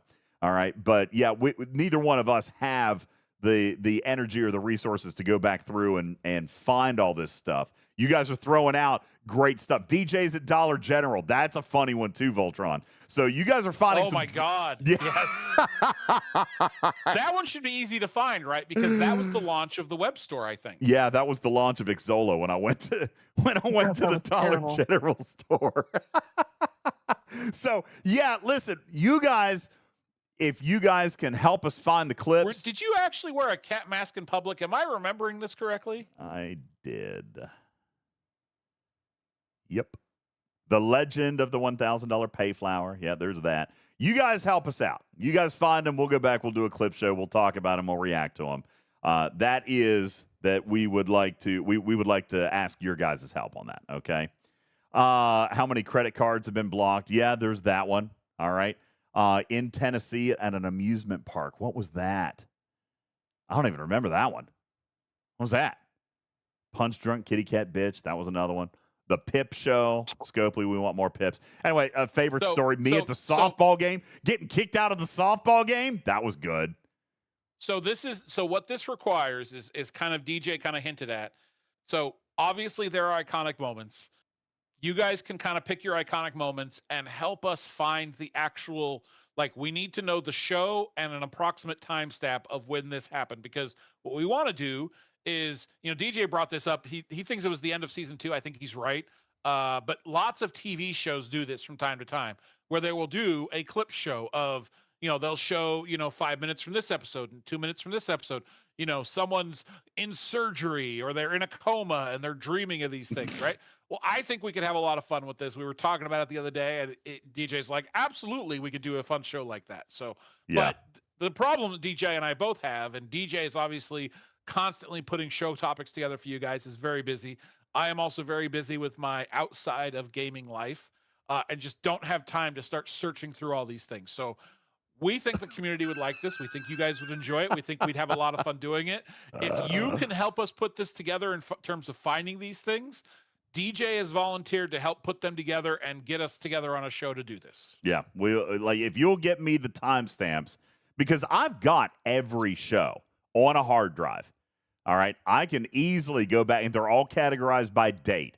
You give me the date, you give me the timestamp, I can go and pull it out easy peasy. All right, Trader's Faith of the Heart, that's a good one. DJ falling asleep on stream. DJ raging about getting raided. I don't remember that. Yeah, there's a lot of good stuff. So you guys go find it. I don't think we can use DJ being raided because that happens all the time. Yeah, but I don't remember raging. Pooping myself on vacation. Raskar, come on, bro. I remember that. I remember that show. That was with Oliver's mom. She told that story. Yeah, the colonoscopy talk show. Oh my God. Yeah, there's a lot. Anyway, listen, you guys find them. Yeah, when I had my colonoscopy, I did a. Anyway, listen, you guys find them. We'll put it together. Okay. Jules, let's circle back. Speaking of great moments in the show's history, let me get back to you, Jules. The grind this month, as the game design kind of lines up with what maybe Bubba Joe wanted forever and a day. Do you think Scopely delivered this month? Well, I wanted to jump in with a comment and then a question for Bubba. So here's my comment. DJs, you're wrong, because here's what you do all of the time. You aggregate the complaints or the feedback that you get from the community and you deliver that. The grind is too much. That is what you heard. That is not inherent in the game design. That was a response to the events. See, I don't think it was. I think it was, because I think it's the heroic, then it was the regular, then it was the heroic again, then it was the regular again. You asked us for 8 days of grinding these new hostiles, and every single time it required us to hit so many because we weren't able to punch up. We had to punch down from our level, and it was tuned to our level. These events, not poorly designed because they paid super well, but asked you to do a lot. That is what I believe the community was actually complaining about, not the fact that they needed to, quote unquote, get to the 600 million rep. I will counter that with I will counter that with direct quotes here in just a moment as soon as I find them. But anyway, go ahead with your question. You're okay. Now you're picking and choosing very select people. I honestly believe, I've talked to a lot of people about this. The people who ground out to 600 or 60 million, they were happy to do so. The people that did that in the ARC launch, they actually got to that 60 million mark. Yeah. They were happy to get there. They were elated. They were like, look at my achievements. Look at what I did. There was pride. We talked about it at the beginning. There was pride. Let's talk about data. Let's talk about data for a second, DJ. Let's put 100 people in a room, okay? And let's give 10 of them the ability to earn $1 million. Only 10 of them, okay? We're going to tell the group of 100 people, you have 10 of people in this room have the ability to earn $1 million. Everyone else is going to earn minimum wage, okay? So now I'm going to get feedback from these people. from these 100 people, I'm going to get 100 responses. And if you ask the 10 people if they were happy that they had the opportunity to $2 million, they're obviously going to say yes. They had to work hard, they had to do something, they had to invent something, but they are happy that they did that. This is what Jules was talking about. The people that got 60 million are happy that they did it. Mm-hmm. But if you take the 100 people as a whole, you're going to get 90 people who are angry that they didn't have a chance to earn $1 million because they didn't have the right ops level, or they didn't have the right ship, or they didn't have the time to invest, or whatever. But they're going to be angry because they didn't achieve it. But I would venture a guess that if you ask the people that achieved it if they're pleased, I'd bet a large majority of those people are pleased. And the people that are upset are the people that didn't achieve this thing. All right. And well, that's why you can't just say, are you happy? Or take data. Are you happy with the arc? Are you upset with the grind? Because the people that put in the time to get the ultimate reward are going to give you a different answer than the people that couldn't put in the time or just didn't put in the time. And they're going to give you a different answer and a different perspective. Those answers matter differently. If you want to do something like this again, you need to listen to the people that actually did it, not the people that chose not to do it. Fair. Now, I agree with that. I'm going to counter that with more information than I should give. All right. But here is a level 70 who did it, who complained about an absolutely insufferable grind, how miserable it was, how many times Kirshara failed. All right. Literally complaint after complaint after complaint after complaint, yet still did it. Yet still maxed Joaquin, hit the 120, complaint after complaint after complaint. So what scares me is that you gave that feedback to game design. Like that specific one player feedback. I don't want game design to hear that their design was I agree with that 1,000%, Jules. I'm going to send you a DM right now. I have to. Jules. So, DJ, like, there were things, right? And again, this player may feel like they had to do it. Okay, you guys are painting me into a corner. Jules and Bubba and Mord. No, I don't do this all the time. All right? This is the problem. You guys don't get to see everything I get to see. Jules? Okay. Matters his turn, and I'm on your side, DJ. So, in counter to kind of what Bubba was saying about how some people could do it and some people couldn't, and the people that couldn't are mad, I understand that they feel that way. But this is still a new fleet commander, a really good feature launch that is 100% grindable. And I don't think it's wrong for higher ops levels to be able to grind it out faster. It is grindable for everyone, and the lower ops you are, the longer it's going to take. And that's okay, I think. I love this. I love the fact that the community is rushing to the defense of this model. I don't want to claim that I'm being devil's advocate because I don't feel like I am, but I love the fact that the chat is rushing to the defense of this game design mechanic. I love it. Thank you, guys. All right? Genuinely, I mean this. Thank you, because Tiger is watching. Doman is going to watch. Beck is watching. Hey, listen, these people, all right, who built this. Hi, Beck. Want to hear this feedback. All right? And I want. Now, you got player. Wham says, I'm not defending it. JG says, I'm not defending it. All right? I guess. So there's a discussion to be had, okay, DJ. I'm not switching my position fully, okay? But there is a legitimate discussion to be had as to whether X number of hostiles for a feature is a fair compensation, okay? Sure. Now, I don't know what the hostile number is. It's 10,000, 30,000, 800,000. I don't know what the number was, and I'm sure it depends on your ops level and your rep as you go and how high a hostiles you can get. So that's not a relevant discussion to me because none of that data is going to mean anything. But there's always the position that you can say, I don't think that X number of hostiles is what I should have to hit this new feature. Okay. And that can be an entirely valid point. If you say, I think to get this feature should have been 1,000 hostels. Maybe you're right. Sure. But Scopely has decided that they would like this feature to be so many hostels, or so much time of grinding, or so much reputation, right?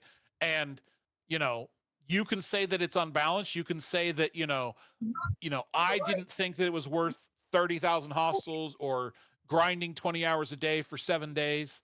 And that's fine, right? But a game must, in my opinion, which is something that Scopely has not done often, a game must make it available to the players that want to do it. And they can go, we think a $200 feature is worth 60,000 hostels. And we think a $100 feature is worth 30,000 hostels. And a $20 feature is worth, 5,000 hostels or something, right?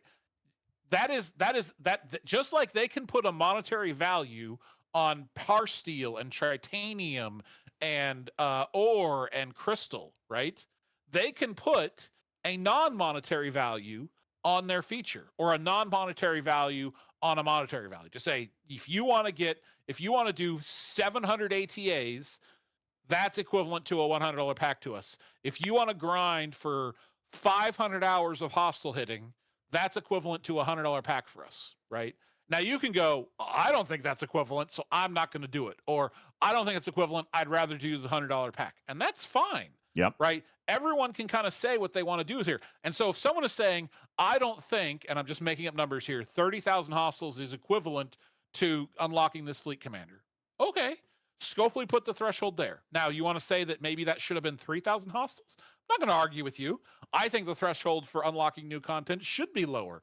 But this is a new thing for Scopely to put the full unlock, not a partial unlock, the full unlock of a feature into something that can be derived fully in-game immediately. And players they have to start somewhere. And players They have to start somewhere. Right.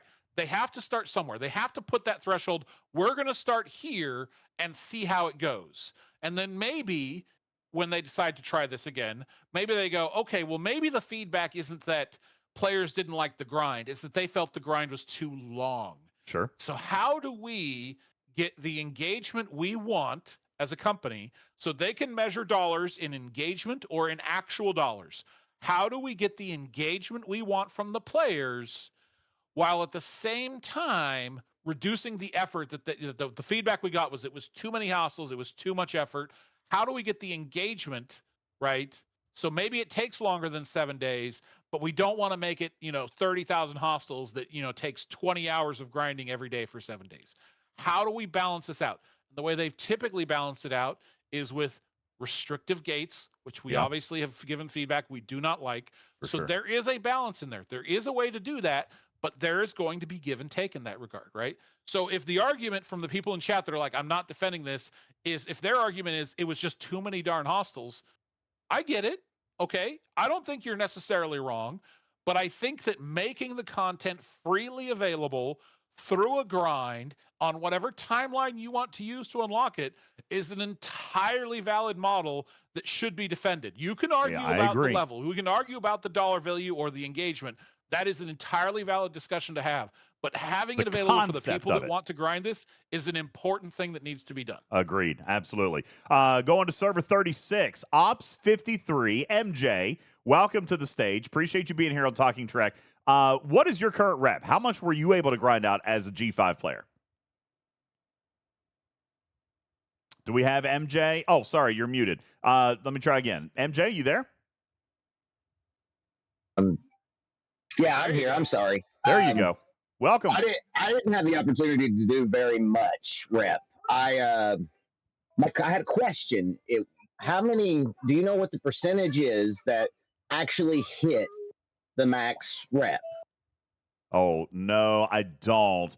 I know that Chronox was working on a way to kind of count that, but I don't think we've got it published yet.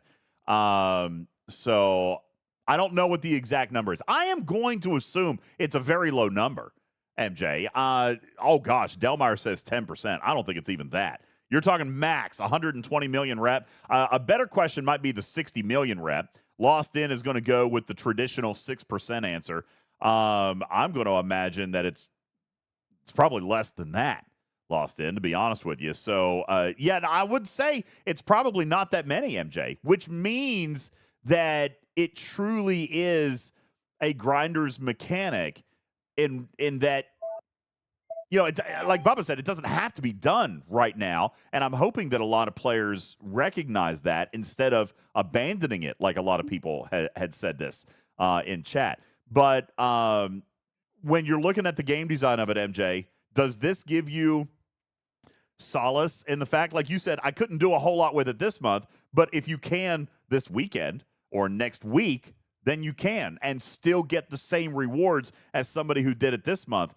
That has to feel better than it has in the past, where players like Karkin just have to wait 100 days, right? Yeah, absolutely. It's not knowing I can go back in and do it anytime is a godsend. Pardon the pun. Ha ha! Like it. Thank you, MJ. Appreciate that.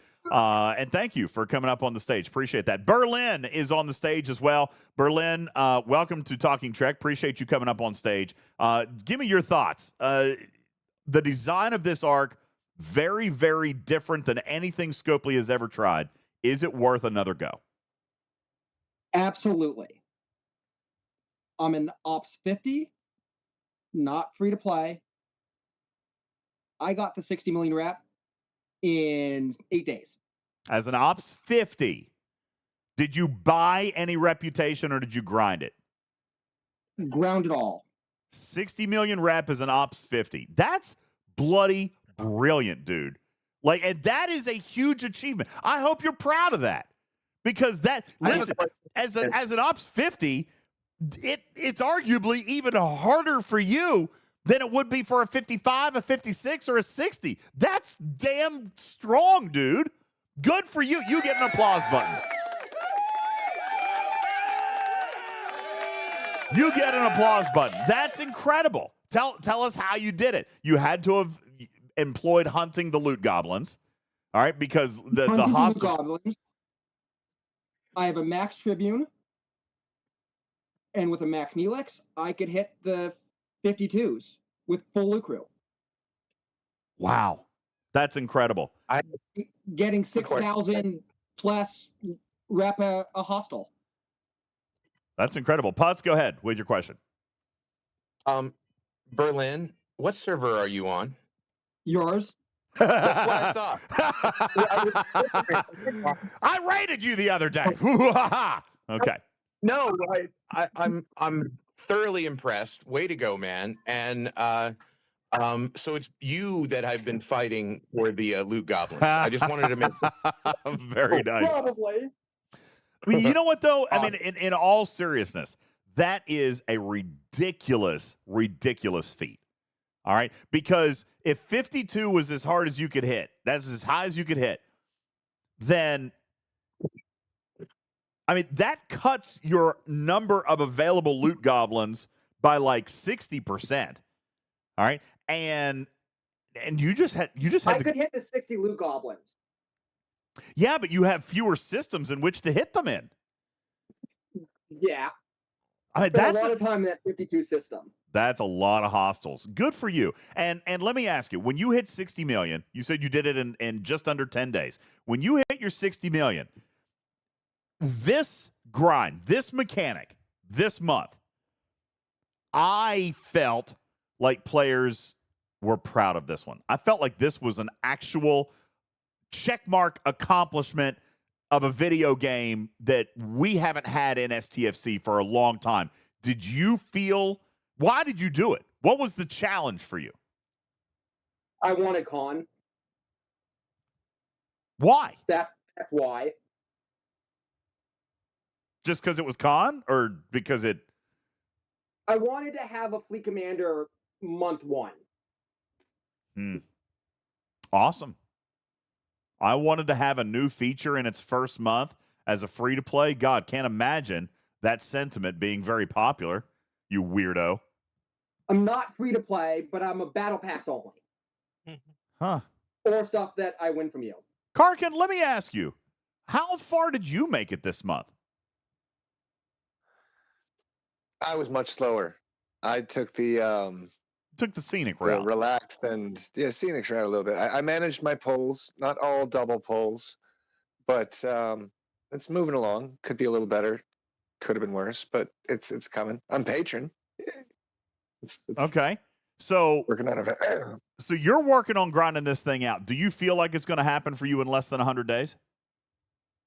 Oh, if I put the work in, if I, obviously I can do it in 2 days. Well, not. if you want your fingers to bleed, absolutely.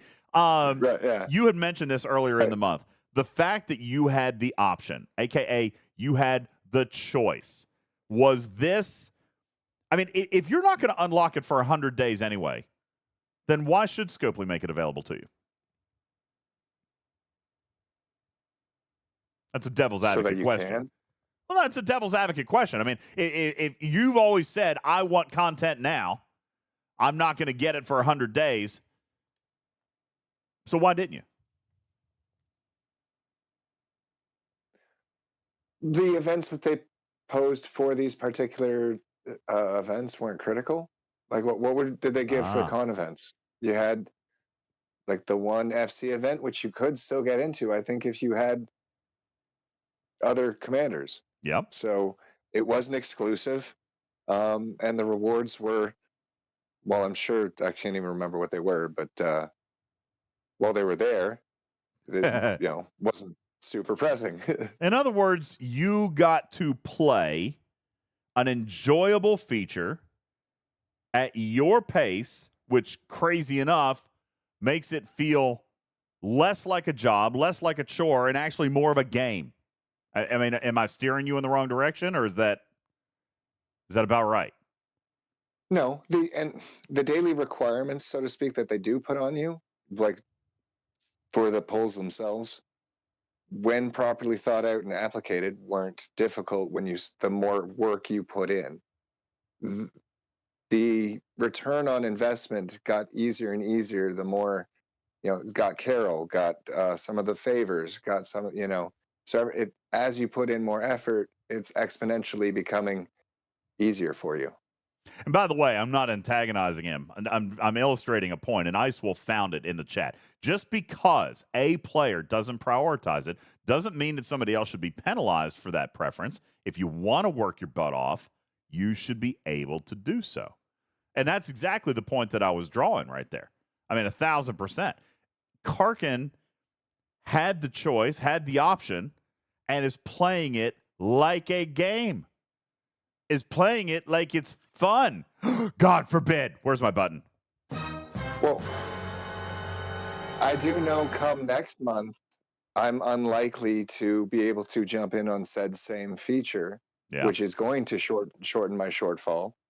So I did have to put in a lot of effort, maintained amount of effort in on this one, so that I can have the growth that I'm looking for moving forward into coming months, where everyone's just going to skyrocket right by me. And DJ, when the month when this arc became fun for me was the day that they gave us the points for the mission, so that we didn't have to complete it in the 20 days. When they did that, it then took off all the pressure of, like, absolutely, I got to get. Mm-hmm. And it turned into a completely fun, I mean, F-U-N, capital F-U-N, fun game. Jules made fun of me a lot this month, Berlin, for actually grinding. Like, you guys all did. You guys saw me. I actually played the game. Like, I would do a stream to just grind. Like, that never, ever happens. And I can't explain it. I can't explain it other than I also had fun with it, which is weird. All right, that's really freaking weird. I don't grind. I don't like grinding, but I did this month. Guys, I'm so close. I can taste it. I'm at 55 million rep right now. I could probably finish it this weekend. I'm at 55 million, Divine. I can hit 60 this weekend. I can probably hit 60 tomorrow. But I mean, I'm there. I'm there. Yeah, engineering. I'm going to do it, which is crazy. That's nuts. I mean, I don't fully understand it. Berlin, by the way, thank you for your comments. Appreciate you being up here. Thank you so very much. Hey, pal, welcome to the stage. Appreciate you being here. And if you guys would like to sound off, like I said, this is one of the best shows that you have all month long to make your voice heard, to speak directly to Scopely, because this is the one. The month's up. All right.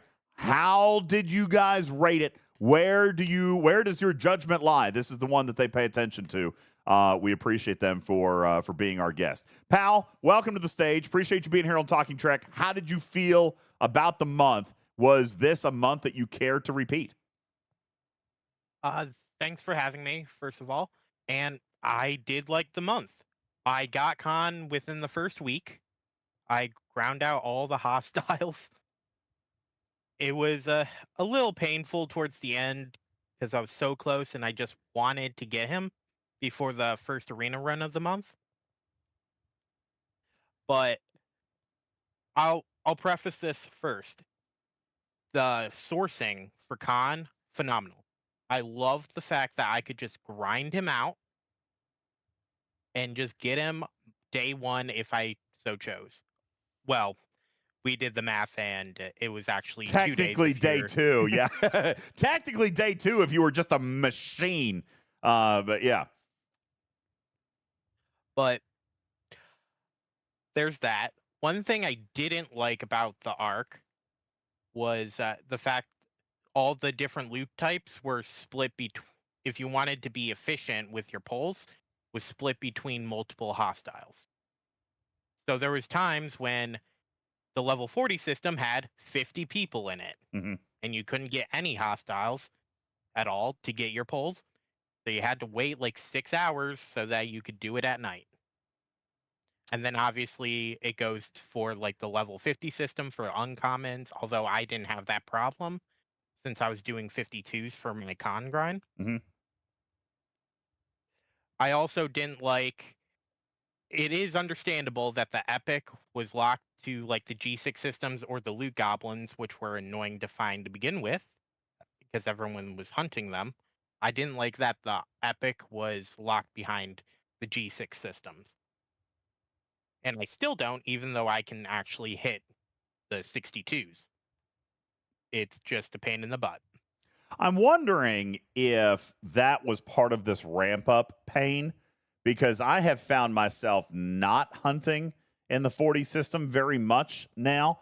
I mean, I still am a little bit, but not nearly as much as I was in the very beginning. Like, I'm wondering if that was just a ramp up period that Tiger is known for, you know, with his arcs. I wonder if that was kind of a ramp up period where people were trying to bank up those early stockpiles of loot, but then, you know, I have noticed myself slowing down in that system. Is that something that you guys are noticing as well?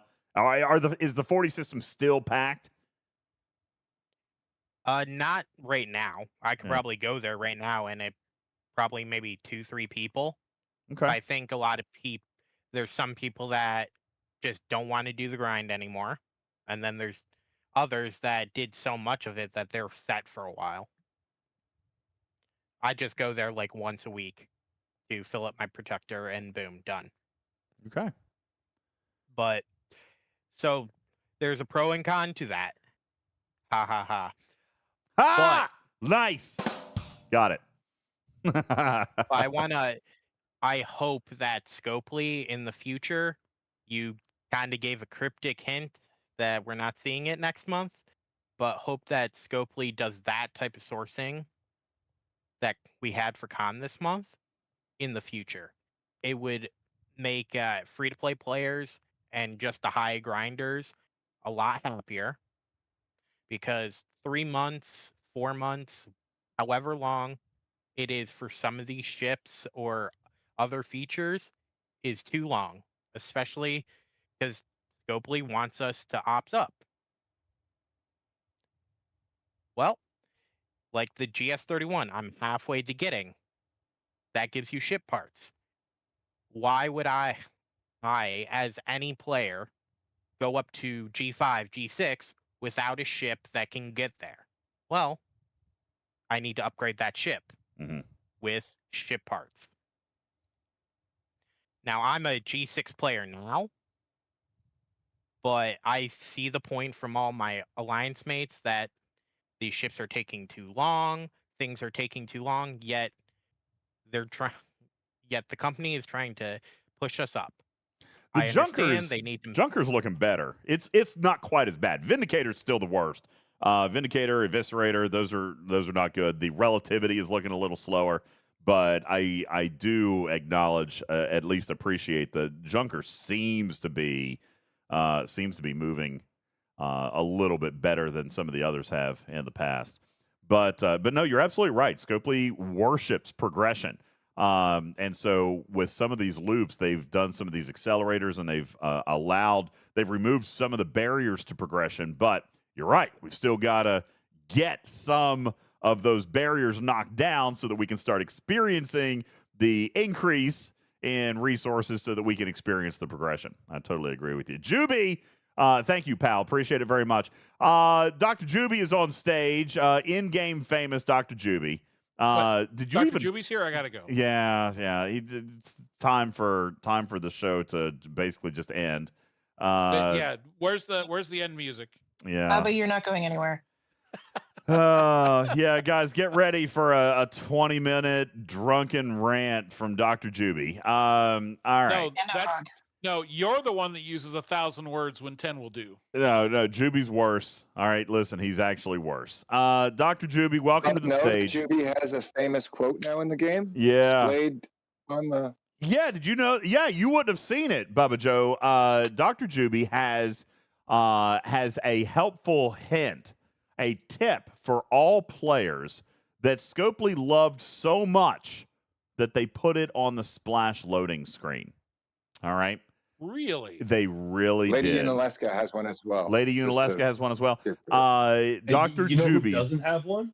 Everywhere That Matters. Dr.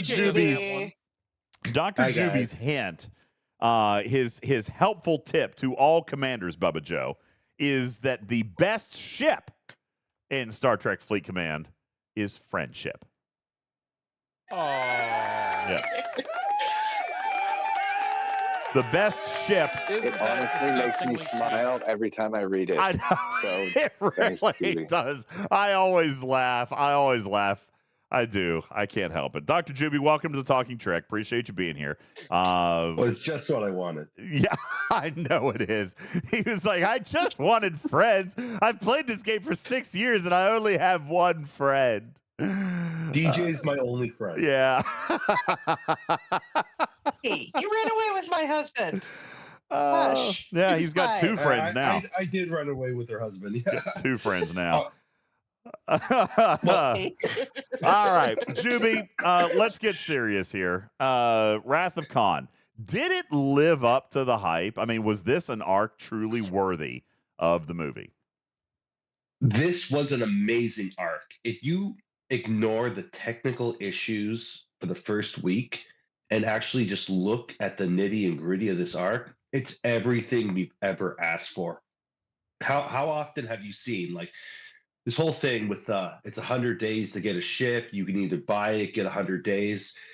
They're always forgetting the free-to-play, grindy players that are the backbone of this game. Like, let's just pretend that 50% of the game doesn't buy battle passes or spend money. We have to keep those players happy. And what they just did in this arc, by letting you grind your ass off to get Fleet Commander Khan for free, was amazing. Because you have the choice to work your butt off for like a week, like severely work it, or spend $100. That's a really good trade-off, especially for these free-to-plays. It was incredible. This is what we've been asking for. Like the way heroic should be is either you have to grind your butt off like hardcore or spend money. If you don't want to grind your butt off hardcore, this is insanely good. Well, and not even that. I mean, really, you got a third option there. You can grind hardcore, you can spend the money, or you can half-ass it for a couple of months, and as Brett says, you can half-ass it for a couple of months and still earn the feature. I think that was what Bubba was talking about earlier, was the fact that nothing penalizes anybody other than just not having the feature, right? You can earn the feature when you've hit the milestone. This is, a heroic milestone, or what was the word, Tarp? We don't want to use heroic anymore, but what is the super grindy one that we had come up with, and they've used? What was the one that was higher than heroic? I don't even remember. Quantum. Anyway, quantum. This is a quantum Yeah. event. All right, it's a quantum event in which you literally can put in X amount of time or X amount of hostels and get it. And it doesn't matter if you do that in 2 weeks, 2 months, or 2 years. There's the content. So yeah, you can do it halfway. You can half grind it, and then you'll get whatever.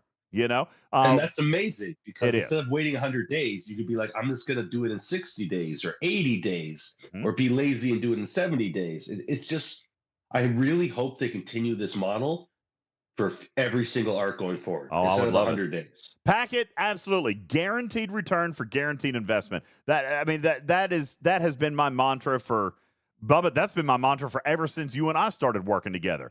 Guaranteed return for guaranteed investment. I want to know my damn price tag. All right. And just like Bubba said, if my price tag is something I'm willing to pay, great. If not, I'll put it back on the shelf. But at least I know the price. And that was exactly, Bubba, I think what you were talking about a little earlier. People might argue about what that value is. Well, should it be 20,000 hostels, 30,000 hostels, 50,000 hostels? The fact is, we get to make that choice. Yep. That's an educated, it's an educated consumer decision. We get to make that choice.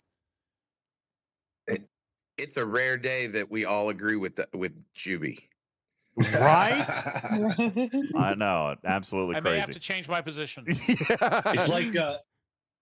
It's like lightning just struck us all. I know. Oh, God. Yep. Thank you. Yeah. Thanks, buddy. Appreciate that. Ladies and gentlemen, Dr. Juby, appreciate you, bud. Thank you. C Engineering, welcome to Talking Trek. We're going to take a couple of more calls, and then we'll get ready to wrap up. It's been a great conversation. Thank you guys so much for this conversation. This is, Tarpy, when we were talking about this tonight, this is exactly what I wanted to do. I wanted to let the community sound off. And by the way, I'm not silencing anybody. Does somebody want to come up here and bitch? Come up here and bitch. All right? I haven't heard it yet, but I haven't filtered any of these out. If you want to come up here and complain. Is it Festivus already? If you want to come and complain, come and complain. I have some grievances I want to air out. Bring it. Okay? Bring it. Engineering, welcome to Talking Trek. Appreciate you being here. Tell me about your experience with Wrath of Khan. Are you here? C Engineering? Did you mute him? I did not. All right, let's go over to Relentless. Relentless, welcome to Talking Trek. We'll see if we can get from server 74. Relentless, welcome to Talking Trek. It looks like it's red. Relentless. Relentless. Yes. Thank you. I can't read. I got your back. DJ's sitting down. He's going to be wrong on things. I can't read. Welcome. How did Wrath of Khan treat you, bud? What's your ops level? So I'm 58 now. I started at 56. Been going up through this arc trying to get to 60. Got Khan. Did that after about week 2 and a half. Awesome. Had to do it in the 52s with Lou crew. 56 was a little too big for me. So that was a big grind. But Sanctus is only 2-7, saving for the epics. So it was work, but we got there. It's I'm a grinder, so it doesn't really this kind of fit the way that I like to play. But I really like the arc because it helped me get something that otherwise I was kind of frustrated with, not being able to just grind out and get something in that sort of way. I hadn't seen that. We haven't seen that before. So this was actually something that worked really well for the way that I like to play. I'll trade the time and the effort, sit down, do the math. How many hostiles do you need? What level? How much rep? And, survey hunting and, spending all night in the system. It ended up working out pretty well for me. As a free to play, or as a grinder rather, as an intense grinder, did you find it more liberating or more fun or more relaxing this month that you were able to participate in the feature in the first month instead of waiting the 100 days? So yeah, I'm definitely not free to play. It's called light spender. Okay. But it definitely works for the way that I like to play. Like I said, I'll put in the time versus in some cases waiting, a month, 3 months, 100 days. I'm not really big on waiting. That's why I like the light spending. But it doesn't, I don't feel like it hurt my game to have these different events and sort of distractions trying to get you to do other things and try to do other stuff. I just send another ship to do that if I could. The one event that I was really glad that they fixed was that mission at the end of, unlocking the mission at the end of the research tree. That was just not going to happen for me. Yeah. That was going to be tough for a lot of people. Well, I mean, obviously some people still got the 60 million, but I mean, wow. That was that was a big mission requirement. So I'm not even sure, to be honest with you. I don't even know if that was actually intentional. I know what they said, but I mean, the fact that Tiger was so surprised that somebody had gotten there, I don't know that was actually intentional to begin with, but nonetheless, the math said it was possible, especially if you had speed ups and you were still G5. Yeah. G6, it was obviously a little bit more difficult without some spending. Just a little bit. A little bit from what I hear. But it was possible, especially if you picked up the Prime, which I didn't get yet. Still thinking about it. But that mission was just, I did the math on it, the amount of speed ups I have, the way that I'm moving, it just wasn't going to happen. So when they gave us that comp for it, it just relieved that pressure of even looking at the tree, because by that point I'd basically abandoned it. I looked at doing that research and this will just happen when it happens. I don't care. Yeah. And now I'm able to engage in that and try to, math out how long I need to do this and which ones I want to do. I'm focusing on the officer stats. I still haven't unlocked the rare missions yet. The rare ones are nice. That's I think, Jules, isn't it what we kind of determined that was kind of the money spot right there. Yeah. The epics are not worth it right now, but the rares, as far as the number of Pioneer's Crest for planetary charts, the rares are a good spot to pause. I don't think I would recommend going and doing the epic yet, although, you're going to need that for cons challenges eventually. But yeah, the rares are the money spot right now, Jules, right? Yeah, it's if you compare crests per chart spent, and we said the charts were currently the pinch point, it wasn't the speed ups. Yeah. So if you're looking at charts being the pinch point, then rares is what you want to target. More specifically, you want to target either the materials extraction or the parts salvage that has a high value or high target, because the crit chance will give you an additional amount of crest, 11,000 for G6 and lower for other grades. So you can even get a even better return if you can crit those specific rare assignments. That's what I look for, and I like to refresh and target those ones specifically, and I just start those whenever I see them, and I save my crest or save my charts only for those assignments. Yeah, I'm kind of in the same boat there. Appreciate it, Relentless. Thank you very much for your comments. Appreciate that a great deal. We've got a couple of people on stage, and we'll get ready to wrap up here in just a moment. C Engineering, I believe we've got you back. Welcome to Talking Trek. How are you, bud? How was the arc for you? Oh, we don't have engineering. I don't know if that's going to work out. Lieutenant Bennett is on the stage as well from Server 35. How are you, bud? Welcome in to Talking Trek. How was Wrath of Khan for you? Please complain. Thank you, DJ. Complain. Thank you. Will you please complain about something? I'm gonna surprise you. Okay. I think I have one very small complaint for you. All right, what do you got? So everything it was really good this month overall, and I echo a lot of the sentiments that everybody has already kind of put out there. As a Trek fan, I have one complaint about the artwork of the skins, and we've got infinite numbers of different Enterprise reskins and TOS reskins, and then we have the Wrath of Khan arc, and we did not get the Constitution class refit skin from the movie, and that was a little disappointing for me. So, I have a theory about that. That's because it's coming next arc with the Reliant in an event. So you buy the Reliant and you get the refit. That's Scopely 101, guys. It's coming next Scopely month. 101. There you go. Yeah, listen, you got a lot of people in the chat absolutely agreeing with you right there. Yeah, absolutely. Good call out right there, actually. Did you have fun? What's your progress rep wise, Lieutenant Bennett? Oh, I'm slow rolling it, DJs. I have no desire to speed through it.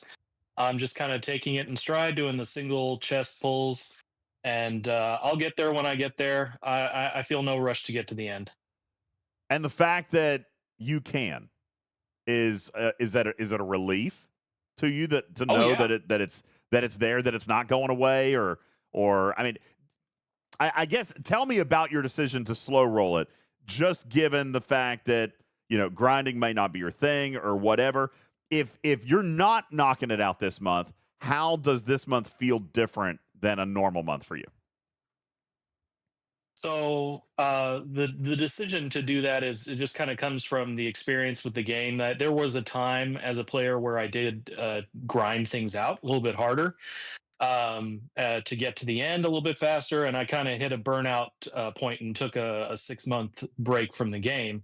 And when I came back, it was under the promise to myself that I was only going to do what I felt I could and not feel any pressure to speed through anything to get some of the rewards. I don't know. Because treat it like a game, maybe something like that, right? Exactly. Yeah. Exactly. Well, and you and your and the community have advocated for access to this stuff. So I feel like even if there was slightly more restricted access, that you guys would advocate for it being free to play and accessible, and it definitely has been. The proof is in the pudding. We've gotten other things because of the pushes that you guys have made on that front. So I put a lot of faith in the community and in the Talking Trek folks to kind of help us get that stuff when it isn't there. So I have no reason to believe that wouldn't happen again for the same reasons. Well, thank you very much. I appreciate that. Very, very kind words indeed. I appreciate that. Delurch from Server 11. Thank you, Lieutenant Bennett. Appreciate it very much. From Server 11, Delurch is here. How was Wrath of Khan for you as we get ready to wrap up? I've got Delmeyer coming up here in just a moment, and we'll wrap with these and then get Bubba's final thoughts. I don't know, Bubba, have you ever heard as much positivity from the community as you're hearing right here? It's kind of wild. I'm not going to lie. I'm still waiting for somebody to complain about something. Maybe. I assume this is just the entity having taken over your entire audience. I guess. I have no idea what is happening. What is wrong with you people? I want at least 40 more planetary charts per pull. Yes. 200, dang not it. Come on. Yeah. Give me 250. All right. You maybe 300. Give me 300. Greedy, but I guess I should start haggling high. Yeah, right. Delurch from Server 11. On 200, so let's start at 5. We'll haggle down to 2. Yeah. Absolutely. What's going on, Delurch? How are you, man? I think 200's a better number. One a day, you get one of your, if you want to do a common, you get your one a day. But if you save it for the second day, you can do an uncommon, but it doesn't let you get your rare. So 3 days, whether it's, is still what you have to wait for the rare with a little bit of overflow. I think just works nicer. Just give me more. I just want more. I want a bunch more. I'm here to tell you, you want to leak? You're going to get more planetary charts next month. It's still not as many as I want. I mean, we're going to get more. We always knew we were going to get more. I always told you we were going to get more. I just dropped something. I'm still not happy with it. All right. I don't know if I want to put anybody else on the spot as to whether or not they're happy with the number of planetary charts we're going to get next month. But I'm not. I mean, it's better, but I want more. Anyway. It's not enough. Okay. Do you want it all? I wasn't going to put. Do you want it now? Yes. I wasn't going to put Jules on the spot, but I wasn't going to put Jules on the spot. So you don't think it's enough either? It's not enough, is it? No. I don't think it's enough either. I think we need more. Yeah, no. It's not. I mean, it's better, but not enough. I'm sorry. I'm looking in the floor. I dropped something. I really need it, and I can't find it. All right. But again, it's gonna require investment to get to the point where you're saying, "Great, I got a little bit more drip." It rolled under the tire of your chair. I know. The left one on the right. Oh, this one It's over here. disguised in the ash of what used to be your garage. Oh, come on, Bubba. Jeez, even Bubba's making fun of my fire? God bless. Delarch, save me from this mean criticism. How did you feel about Wrath of Khan? Hey, DJz, long-time listener, first-time caller. Yeah, thank you, buddy. Welcome into the show. I would love to focus on what you're saying, but I've lost my little rubber grommet, and it's making me very upset. I'm listening though. Please continue. Well, I mean, I'm not overly positive on the arc. For me personally, I just didn't find a whole lot of value in the actual augment edition. I was ops 56 at the start of the month. I've moved up to ops 58. I'm hoping by the end of next month I'm 60, and then into July I've got my epics. I've already got all the faction credits, just lining up the materials and the ship parts to do everything. But like from the actual augment tree itself, I didn't find a lot of value for my particular game. I don't do a lot of PvP, so like Han has some things in it, but he didn't feel like it was worth the grind for me to really rush through it this month. Sure, it's one of those things that I'll get to it maybe next month, maybe the month after. I'm at like 21 million rep right now, I think 21 million, something like that. I've been, able to do my double pulls on the uncommons and the commons. I can't get to the double pulls on the rares without like severe grind, and that's just another thing that I just didn't find overly worth it in terms of my progression. I was really looking forward to the away teams update. That was the one thing that I was really looking forward to on this one, and like you mentioned with the planetary chart, the planetary chart thing or whatever. 100%. Yeah. And unless I missed an efficiency or something, I thought it's 300 for a common and 400 for an uncommon. I actually don't remember. Jules, what are they? I don't remember. I think there's two different commons, and there's two different. Okay. Yeah, there's two different levels, I think, of each of those. In there, Jules? Yeah, but you talk about the planetary charts, yeah. Yeah. So it actually changes by rarity and by generation. So G3 common is 100 charts, and then the conquest is 4,000 charts, and that changes by generation. So yeah, basically it'll scale. There's not a definitive common. Like Archer says, 400 common, 500 uncommon, 700 rare. That's not definitive because it also depends on your grade. Now, Archer said, being that 700 is a rare for you, I'm going to imagine you're a G6 player because 700 is the cost for me on a rare, but it is cheaper the lower down you go, which does therein maybe present a little bit of constructive criticism. Criticism that we've heard this month, Jules, is that G3 through G5 are progressing through away teams research significantly faster than G6 because why? Because of the lower cost of planetary charts, but they get less. Oh, they're also getting less too. See, I've maintained that the planetary charts are the issue. It's not even now. I've actually got about 12 or 13 days worth of speed ups.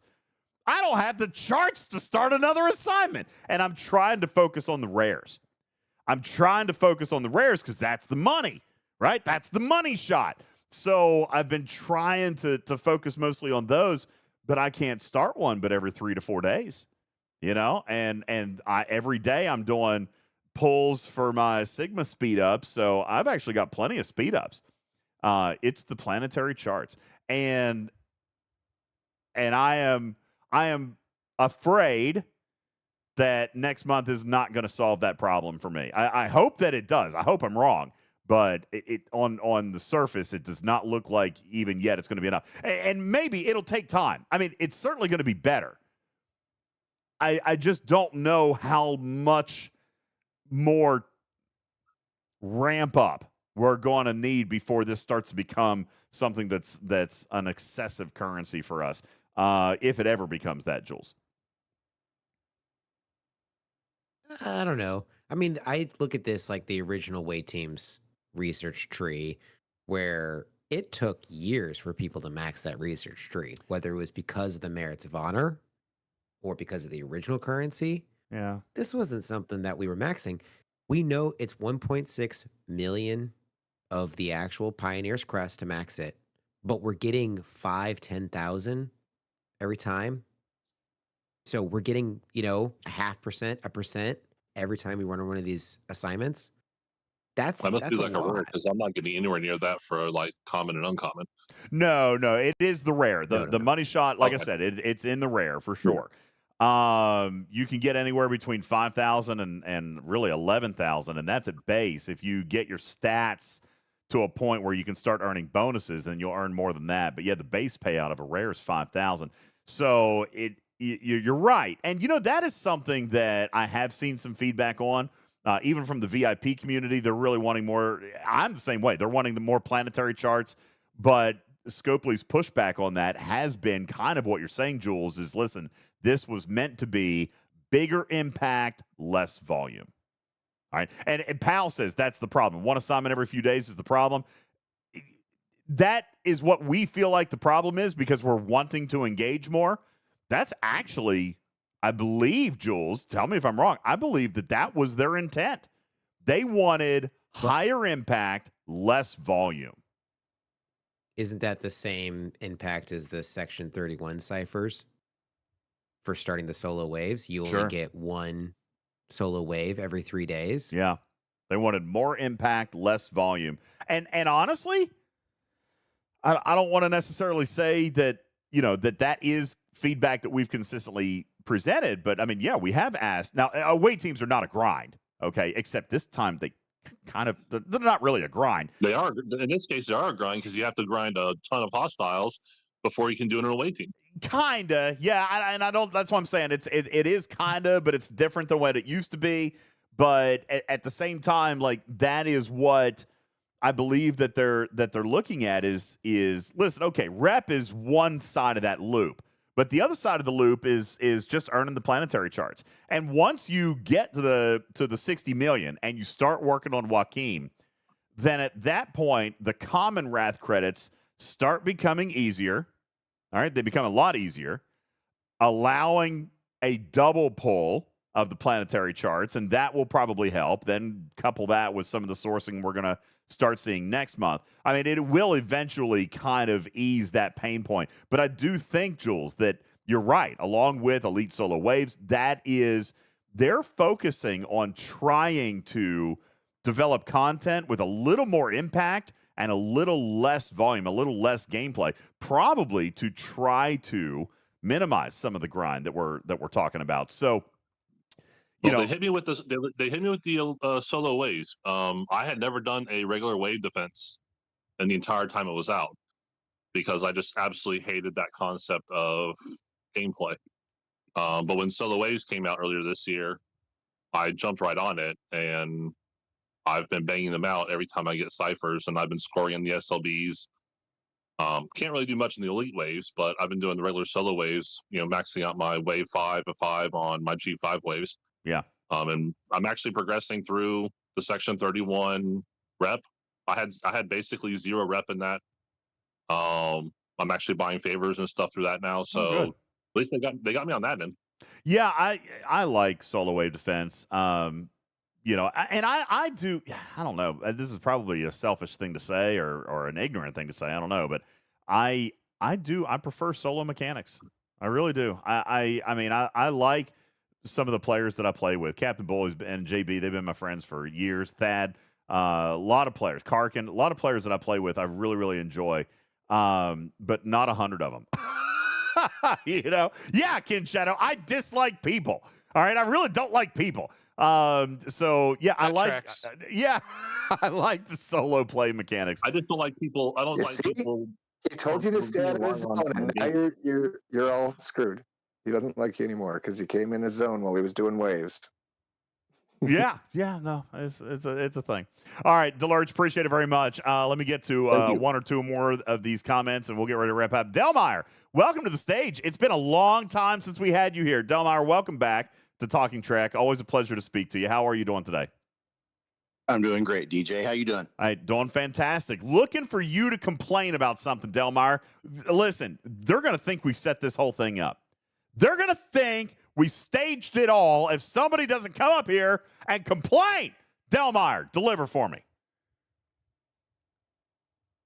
Okay, well, you guys touched on what I was going to complain about was the amount of the planetary tokens. They're just not enough to do what you want to do with that. So like you said, you've been focusing on the rares to get as many as you can of the Pioneer tokens to be able to do the research. And I feel like it's a pretty big bottleneck. Now, I'm hoping that, like everybody's saying, that there's something coming in the next arc that's going to help fix that a little bit. But that remains to be seen. So that's my gripe. Fix is not the word I'm using.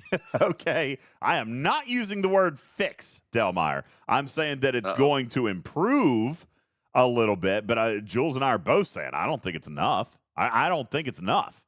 Supplement? Supplement's a good word. I don't think it's a supplement. Supplement. It's going to improve. It is. I still want more. Throwing it out. Yeah, me too. I want more. Yeah, I've been attacking this thing pretty heavy. So we ground out Exile pretty quick. Probably about the beginning of the second week, we had Exile done. A lot of the people that are heavy grinders in my alliance were there. I've maxed out almost all of Khan's abilities for the fleet commander because I've continued to grind. I do 2 or 3 runs a day. I found that I have the garbage scow maxed out, so I'm able to sit there and shotgun like 52s all day long. I'm just jealous. Come back to it, shoot them, and come back to it later. Do more things in the game. Come back, shoot some more. So I've been grinding quite a bit. Now I feel like the real gem in this is Joaquim. Mm-hmm. Because I'm excited about his ability. We were testing it earlier today, and Joaquim adds a lot of reliability onto a miner. Okay. Sorry, you got cut off there just a little bit. Delmeyer, what does he do? Oh, just the ability, Joaquim's ability. I think he's the real gem in this whole thing. He adds a lot of survivability to a miner. So when we're out here raiding during incursions, if you have a maxed out Joaquim, which I do, on the side seat, that's going to be a really hard miner to bring down. Especially on some of the higher powered ones, like some of the, a high tiered Nova. Listen, a lot of people have talked about the fact that it's not worth taking a Nova beyond tier 2 or tier 3 or even, the Selkie. Mine is still sitting at like tier 3 or tier 4. There's never really been a super huge incentive to do that. Now, I mean, there could be an incentive. Like, give it a little bit of weaponry combined with Joaquim, I mean, hey. I may have built a 68 miner just for this situation. Listen, they might have added some utility back to the 68 miners with this officer, and especially if they continue to develop the mining strike team as what people are referring to it as. So could be very, very interesting. Yeah, listen, I was always an I'm advocate excited about that with the. I was always an advocate of advanced, what was it called? Advanced defenses not being visible. I wanted players to cruise up on a miner and have their warship blown up. Like, I don't. Yeah, listen, Joaquim's going to let you do that, okay? Joaquim's going to let that happen. If they scan you, they see it. Well, same If those thing with automated automated defenses defenses. weren't- You got the icon. I mean, Well, it's no different. Yeah, you got the icon, but I thought you were saying you were advocating to not have the icon. I am advocating Without to the not have the icon- icon. Yeah, with the icon, I don't like automated defenses. I think it's dumb.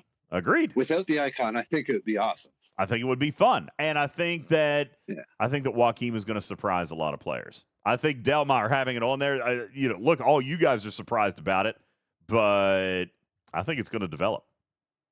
I think it really, really is. A few bells and whistles. A few bells and whistles. You could have apex barrier over 100,000 on a miner. I mean, that's pretty significant. It's pretty big. Delmar, appreciate it, man. Thank you so much. Heading over as we get ready to wrap up on server 86. Packet is our final caller. What's up, buddy? Wrath of Khan, you get the final word before we go around the panel here.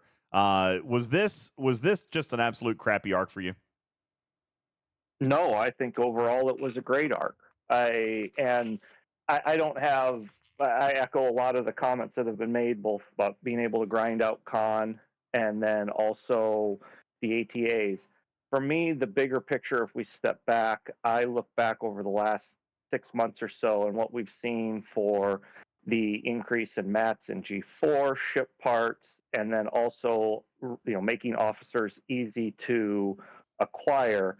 I really am cautiously optimistic about what we're seeing about not only encouraging progression, but a shift from Scopely in making this stuff more available. Officers, parts, also what we're seeing with paid content from previous months being added to stores with or without the cooldowns. I think it's a noticeable shift in the mentality from Scopely and letting players get to this stuff quicker. I would agree with that. You're referring to things like in the DTI store, now in the Augment store with Chaos Tech and some of these artifacts. Also, the Glavin that's in the DTI store, Slipstream Drive, which is very, very potent, is now available grindable. So yeah, no, I would agree that there is that noticeable. Obviously, this month, Officer Shards. We haven't talked about that yet, but Patrick, you're absolutely right to call that out. This month was just absolutely massive in Officer Shards. You had Khan's Officer Depot. All right, that was one. Then you had all these efficiencies that are going to start presenting in the Augment Favors and in the ATA new research tree, where they're actually going to reduce the number of shards that it takes, and as Jules has educated us on, without penalty of previous progression. That is absolutely amazing. That's incredible. So, yeah, listen, compared to a month ago, I would imagine that there is a great deal of officer progression that has occurred in just the last 30 days. I mean, Jules, mathematically speaking, just unlocking a couple of these favors shortens the journey to maxing an officer by hundreds of shards per group for a single favor. I mean, we're talking massive, massive shifts. You're not going to need 1,900 shards anymore, like ever. It's just not going to happen. 5% efficiency on an epic is nearly 70 shards for free. 5%. That's level 1. That's level 1 of these Strange New favors. Worlds. Yeah. That's just for one epic. So if you look at all the Strange New Worlds and you multiply 70 shards by each of the Strange Worlds you don't have maxed yet, that's how much you are quote unquote gaining, even though you're not. Shards. I also want to point out the recruit bundles. How many people have actually been pulling a single chest of all of their recruit bundles every day since the ARC launched? I haven't been. I know a lot of people have been. A lot of people are telling me that I should be, and I'm not yet. I have been, and I'm going to tell you the exact amount of shards I've earned. 800. I've earned 800 shards of officers. But, if you look at other recruit bundles, you're like, oh, it's diluted with things you already have maxed. Fine. But because I pulled all those recruit bundles, You're getting the I've choice. also earned 112 Anorax shards. Yeah. I've got a full unlock of Anorax this month through a side loop. You know, you claimed at the beginning, I remember your teaching slide. What was it that you had claimed? 80 shards a week total? 82 At shards? max. At max, 82 shards a week. 82 shards every 2 days. Oh, sorry, not a week. 2 days. 80 shards every 2 days. I mean, that's insane. This is the arc. You know, they have focused on certain things, ship parts, materials. We've always asked for them to look at officer shards. This is a very concerned, and I'll tell you this. Here, you want a leak? There's multiple more officer groups coming next month. Multiple more officer groups. Efficiencies coming next month. Whether intended or not, they've also effectively revamped transporter patterns with what they've done with officers in a way. Sure. They don't have to add to transporter patterns, or they can add transporter patterns and further accelerate. I'm afraid that with all of these efficiencies, that they might look at transporter patterns as kind of like original ATAs or whatever. I think I don't know, Jules, your opinion. I think transporter patterns are probably done. I would be afraid to hope that they're going to do any more with transporter patterns. I think these new efficiencies are the new fast track. I don't know that we're going to see anything new in transporter patterns anymore.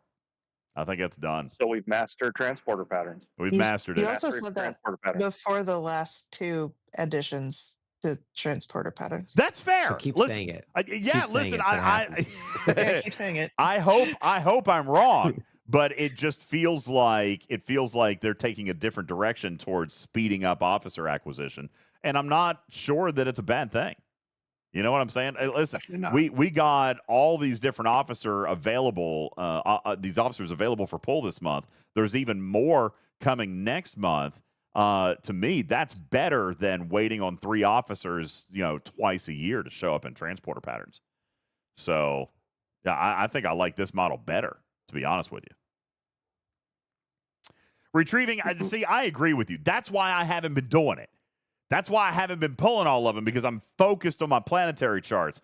But some people are doing it a little bit different, and that's great. That's why we've got choice. That's why we need more. And I will point out, Retrieving, that next month, while I don't personally feel that we're going to see a great enough increase in planetary charts, Tiger did say on this stage that Wrath credits were not going to be our concern next month. And I don't know how Jules feels about that, but I think that Tiger's probably on the right track with that. I do not see major cause for concern. I mean, it's not going to be like waterfall, turn on the spigot or anything, but we're definitely going to see a very, very healthy dose of Wrath credits next month, which is what Tiger promised. All right, he did. He came out and said, listen, Wrath credits are not going to be an issue very long. So I feel, and I don't want to speak for Jules, we'll let him offer commentary if he chooses.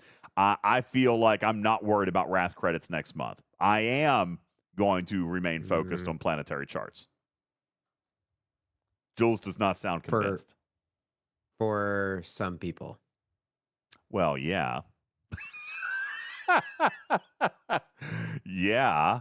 I mean, obviously, you're going to have to engage with the new feature. Mm-hmm. All right, Packet, thank you very much. Appreciate it. Packet, thank you for being on the stage. Appreciate it very much. Bubba. Bubba left the stage. I was going to get his final thoughts. Someone let him go. He got his key and escaped the Saw dungeon we put him in before he. Oh, no, he left. He got out. No. Oh, he left 4 minutes ago? Oh, my God. I was just getting ready to come to him, too. That's terrible. All right, well, let's go around the panel. We'll get ready to wrap up because we're at our time as well. Matters, let's start with you. All in all, give your synopsis here. You can give your rating of the arc if you so choose. Give your synopsis. We'll go to Tarpy next. Wrath of Khan for the Talking Trick panel. Pass or fail? I posted my full breakdown. Do you want me to just give you the close notes? Give me the cliff notes. Yeah. No, stretch it out. Okay. Full breakdown.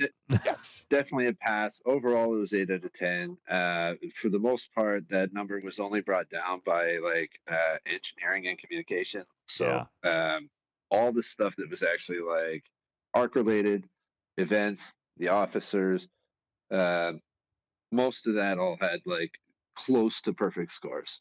And unfortunately, engineering kind of brought it down a bit. But certainly, as far as live ops and arc running goes, I think it was stellar arc.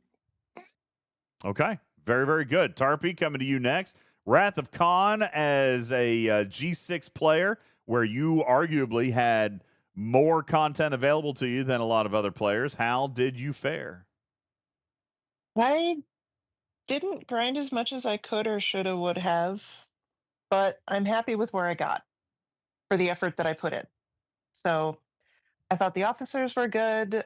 I didn't buy most of the main content this month because it was grindable, but I'll get there. I liked it. I'd say 8 out of 10. I'd agree with Matters that the engineering and everything just kind of fell flat and sucked, but the comp chests they gave us were actually pretty good for them screwing up.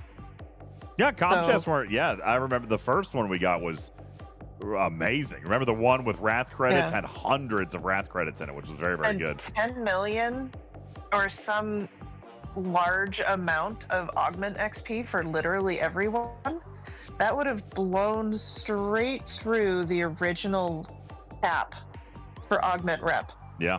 So if you just started, that just completely finished the entire first round of augment rep for you, even if you can't hit level 26 hostiles. There you go.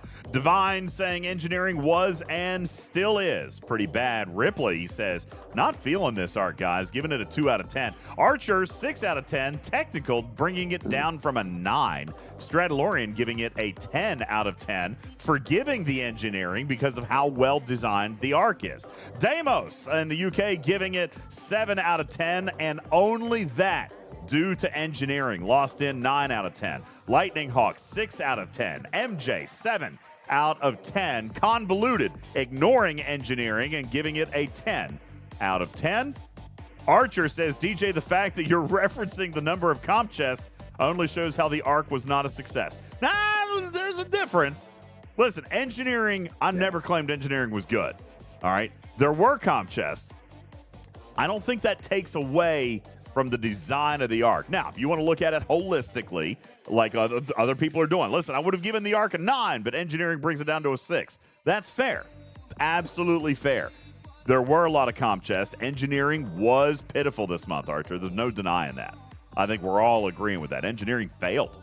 They failed this Bugs month. And issues can be fixed and squashed, but the con memes will last forever. That's fair. And Speaking of which, yeah, we're going to be probably this weekend. I'm going to get your guys' help on narrowing it down, and then the Talking Trek secret panel of judges can be bribed. I'm just kidding. We'll be selecting the winners. All right. Do not flood their inboxes. Yeah. Continuing down the chat. Berlin giving live ops a 4 out of 10. Engineering a 1 out of 10, but giving Mr. Tiger and his team a solid 10 out of 10. Fantastic. Ice Wolf giving it 8.5. Texas Guy at a 5. Leon giving it an 8. TJ giving it a 7 or 8. Wham giving it a 7. Archer giving Concept 10. Execution 2. Puck 7 out of 10. Karkin, where do you fall this month on your final rating for The Wrath of Khan Part 1? I enjoyed everything. There weren't necessarily any events that I felt specifically excluded from, aside from my own choice in not partaking in them. Did really well in a lot of things. Love the officers. They're looking pretty, pretty.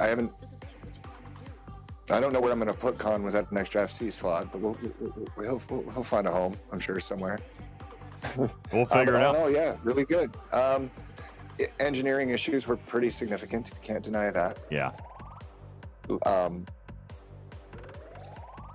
but again, not, they did their best to try and correct them quickly. And, like I said, my memory isn't that good. I've forgotten probably a lot of them. I've forgotten more bugs than I've ever stood. So yeah, I liked it. 8.5, 8 or 9, right up there. There you go. 8 or 9. Very good. I am a little upset with how expensive the add-on resource is for the officers as you upgrade them. Yeah, tearing up the officers. I saw that in the chat a minute ago. Difficult. Who was it? Landshark said, listen, my big negative is that the officers take very precious material. 10,000 research materials just to take Carol to tier 2. That is crazy dumb. 25 for tier 3. It's bad. Yeah, it is. It's rough. It was even 5, I think, for McCoy to take him to tier 2. Caledon says 9 out of 10. Tiger is a demigod. -1 for engineering. Floyd giving it a 4 out of 10, saying the content was too difficult for him to engage in. Let's see. What else do we have? Strider. That they should study on how to do it right. Okay, but the implementation, it was so-so to very poor at times. The compensation was some of the best I've ever seen. So, I mean, I don't know how to rate it because it has something that they should make this a class and make it an internal class for Scopely on how to design arcs, and all of their arc runners should take the class. There you go. High praise for Mr. Tiger. Coming into the chat, any other final ratings out here? Puck giving it a 7, saying it was fun and creative. Leon giving it an 8. I think I read that one already. Ben Sai giving it an 8. Zero G's giving it an 8. Lord of Chaos giving it an 8. Even though I couldn't do a lot of grind and engineering was bad, I still would take more of this design. Schwag giving it a 5 out of 10. Riskbreaker says, I'm giving it a 9. I cannot blame engineering for content. This was a fantastic arc. Danny giving it a 7. Kinshadow giving it a 9 out of 10. Loved the capability of unlocking Khan in month 1. Sanguine Otter giving it a 7 out of 10, blaming game stability on the last little bit there. Lightning Hawk, 6 out of 10. And Doug giving it an 8 out of 10, but I'll bet in the future it'll be looked at as a 10. Trek Diva giving it an 8. E Double Sharp, 6. Maybe even a 4 or 5. A bit too many of the big grinds from live ops, but game design path was very, very good. Dave Stress giving it an 8.5. Wolfwood giving it a 9 out of 10 and warning Scopely Engineering to stay away from my garage. Strider says this might be the first time ever content has allowed us to overlook engineering. That cannot be understated. Jules, you get the final word. Wrath of Khan, Part 1. Where does the mathematician lie? Not only was the game design stellar, but so was the extra credit, the side loops, Khan's champions, the access to a free fleet commander, a free epic officer, and also, like, we haven't talked about the cosmetics, Tantalus Field, Drydock G, Slipstream, and even the Ferengi Whip for people who haven't gotten that. There is so much extra credit here that I have to give game design a higher score than 10, but then have to average in the poorness of the engineering and implementation. So on average, 10 out of 10. Damn. Even with engineering actually factored in, it's still a 10 because Tiger was a 13. All right. Take that to the bank, Scopely. All right. And just letting you know that this is the design. Put's telling you this should be a master class. This is what the players want. I will say this. I hope that the financials back up that story. I hope that happy players spend money. I've spent 6 years. I have spent 6 years telling Scopely that happy players will spend money. I hope that I did not be made. I hope I was not made a liar this month, Jules. But We shall see. The data will be analyzed. The results will come in, and I'm sure that future Scopely actions will reflect upon this month as one of, hopefully, the most successful experiments that Scopely has ever tried. Thank you guys very much, Jules. Appreciate it. Excellent grades all the way around. Well done, Doman and Mr. Tiger. You guys are fantastic. All right. Any other final thoughts, final comments from the panel as we get ready to wrap up here? Yeah. I think we're at our time, so we could probably get ready to bounce on out of here. Final comments? Just a comment about your last statement. Your math is just slightly skewed because right at the beginning of the arc is where all those bugs happened, right? So everyone's anger the pendulum was swung very far into the angry stage. That's and true. Then it had to come back. It had to come all the way back. Mapping your calculations on happy customers, like may have only got happy near the end, like when results were being felt, and the pain points of the workout at the beginning was. Well, there's still a lot of bugs still happening out there. I know that customer support has struggled to keep up this month. I feel bad for those folks over there. They have put in the time. Jules has seen some of this firsthand. The number of tickets this month was just staggering. It was just staggering. They might have had more tickets this month than the rest of the year combined.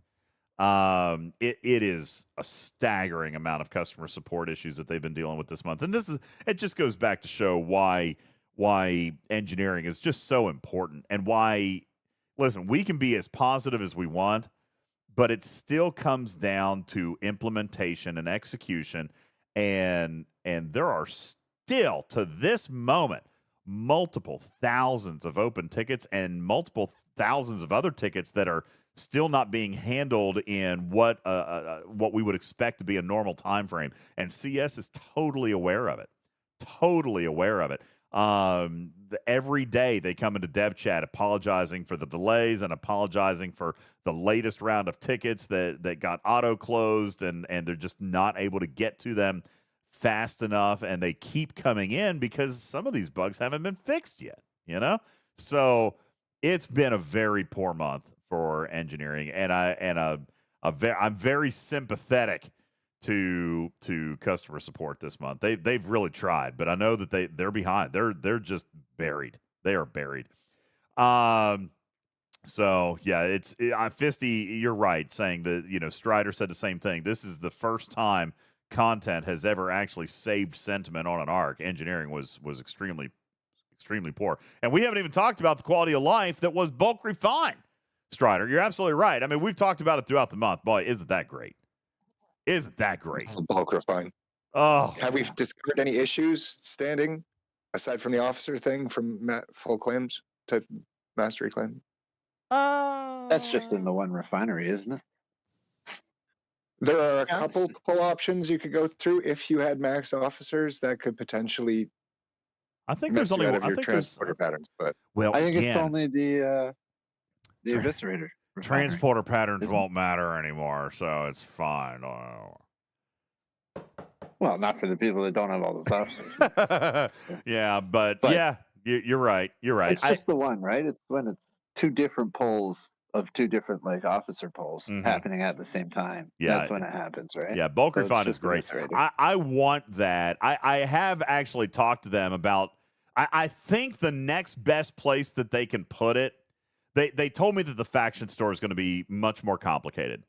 Yeah, it would. Because of you're not entering a bundle to do 1, 2, or 3 pulls. A lot of the faction store is just, right there.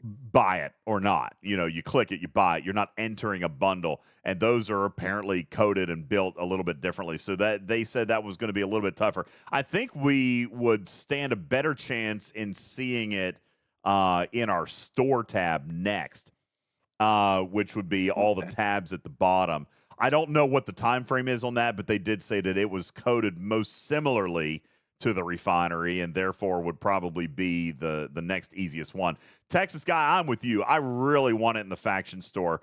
I don't think it's something that they're writing off, but they did indicate to me that was going to be significantly more difficult than what we have already got here. So now Landshark says, I would like a one-click for all of the bulk claims. I'll tell you why I personally don't like that, Landshark. I do think it should be an option, but I think players would miss out on a lot of stuff by not going through that. Even going through the tabs, I feel like if you just click the bulk claim, you might not realize that you're out of loot of something. You know what I'm saying? So I know that I still go through those tabs and I hit the bulk button, but I'll do a quick swipe. It's the clicks that I want to get rid of, but I'll do a quick slide just to make sure that nothing was red. The fact that they made it red is also good, right? That was a well thought out thing right there, that if you can't pull your bulk refine, it turns red. All right, that's a good thought. So I'll do that quick swipe just to see if anything was red. There's also an indicator at the top left at the top that shows how what's many, ready and what's not, and if it's red and yeah. And What is a swipe if not an even longer click? Otter, at least it's just one. Okay, it's just one. And again, I'm just looking for a flash of red. I'm looking for a pip. No, I'm just saying. I'm looking. Yeah, I'm looking for. And I think if we had just that huge bulk thing up at the top, we wouldn't know, right? We wouldn't know. I'm kidding. Ice Wolf says, I want a bulk refine everything. Yeah, but then how do you know when you're going to run out of stuff? But I do agree. I would like to have that option, Ice Wolf. I would like to have that option. Just like you said earlier, just because it's not something I would use doesn't mean that nobody else would use it. I don't use flyaways either. I've got that animated transition thing or whatever. I've got it turned off because it's garbage. I hate it. So anyway, there's that. But yeah, that's a lot of great stuff. A lot of great stuff that happened this month. So I appreciate all that. Jules, you got anything else? Anything that we need to be aware of as we get ready to move into our downtime here for a couple of days? Arkfall's coming. I don't know. Have they put out an announcement yet? Well, I don't know. Usually it's Fridays. Listen, let me tell you. You look at the calendar, guys. The calendar's weird in June. All right. There's no room. There's no wiggle room here, guys. The arc is starting on Tuesday. There's no way that it can't. If it started on the 10th, then it wouldn't end until July. It wouldn't end until the 30th, which I don't see that happening. All right. I think just the way it is, the way the calendar falls, I think it's starting on Tuesday the 3rd, which does feel early, but ending it on the 30th feels too late. June just is a weird month. So yeah, that just means that next month we will probably most likely have 2 weeks in between Summer hunt. Well, yeah, it could be time for the summer hunt. Absolutely. If we end, yeah, I think you're right, because if we end on the 23rd, then we won't start on the 1st. So yeah, we'll start on the 8th, and then we'll end on the 28th, and that will feel more natural. So yeah, I think you're exactly right. We're going to see a summer series like we always do there over the 4th of July holiday and that last week of June. But yeah, I think all that points back to we're going to see an Arkfall on Tuesday, which means that we will probably be hearing from Beck in the next 24 hours on a preview, and then we'll be able to talk a lot more about. So really, there's not much time between the arcs, Jules. We're wrapping one up and hopping straight into another. We'll be here. I will give a hint leak. I don't know, one of the two. Oh, Jules has leaks. What do you got, Jules? All I will say is to prep for events that may happen by banking one or two, or at least having planetary charts ready to have a few priority one assignments ready to pull. I agree with that. Everyone should already have that. We all know the ATA Battle Pass event is harder this time around. So preparing to have a couple of ATAs banked but not collected yet is a good strategy. I'm just saying. I would definitely do it. I am going to give you another one. Did you just say ATA Battle Pass? The Battle Pass event for the away teams. Okay, gotcha. Yeah. I'm going to give you another one. I'm going to give you another leak. A leak? I'm going to give you another leak. If you scrapped your original Franklin early to get to the Franklin A, and you ran into a situation where you never had a tier 9 Franklin, therefore could not achieve. I'm sorry, let me rephrase. If you had a Devore, and you never took it to tier 9, then you never had the refinery for tier 9, then you struggled when it came to mastery. And so I might just suggest that if you never built a tier 9 Franklin, that might be something you want to try to do over the next couple of days. There's no way to do that outside of money. Wait, what? If you got rid of your original one to scrap to get your next one and you paid $20 to get the rest of the blueprints, there's no way to get another Franklin. Oh. Or event store. Event store. Yeah, but can't do that in the next week. Event store. Are we talking Franklin or Devore? You guys keep Franklin. Devore was this month. Devore was this month. I'm just saying, if your Franklin is They not said tier that. 9, then you might be working on that. They already said Franklin was coming. I You're not know leaking they that. said the Franklin was coming, but I'm here. minutes. But I'm here to tell you, if you don't have tier 9, they're not fixing it for you this month. Then they should have told us that 3 years ago. I'm telling you now. 3 years All right, I'm telling you now. You can get one through an event store. That is ridiculous. That will also be coming next month. Oh, damn it. You already told us that too. Oh, jeez. That's not you. How many more leaks are we expected to give? Oh, my God. At least 5. No. Oh, I got 4 more. Oh, Jules has got All another. right, Jules, hit us. No, just keep going. Don't keep going. We should end the show. Definitely end Okay, the show all right, now. we gotta go. Everybody, we're out of here. We gotta go before we all get fired. All right? Jules. Ah, I guys. can't be fired. This is fantastic. Tell me. I can't be fired. I'll End the say show, thanks. quick. Oh, no, I've got to hit the button again because I got to read all our Patreons. So now we've got 3 more minutes, Jules. Yeah, we got 3 more minutes. And now you got to do. Strider says none of these have been official leaks. What the hell are you talking about? Of course they're leaks. Especially the event store one. That was a real leak. Hey, I gave you I gave you a leak about the officer efficiency bundles that are coming next month. I did that. That was a real leak. Huh? Shield for incursion. There's a leak. Proud. Shield for incursion. Wait, what? Why am I supposed to be being quiet? Is somebody in the audience? Damn it. Where's Beck? Is Beck here? Wait, Tiger already said what? That there were more officer efficiencies coming? Ah, crap. Weren't you there for that interview? I don't Weren't remember. You hosting that? Yeah, I think so. Maybe. I don't Okay. remember. Let's see. Something like that. Jules, there's got. Who are the people? Hey, no, I leaked. You gotta thank people. No, I leaked that there were more planetary charts coming. You said that weeks ago. That's an old leak. We want new leaks.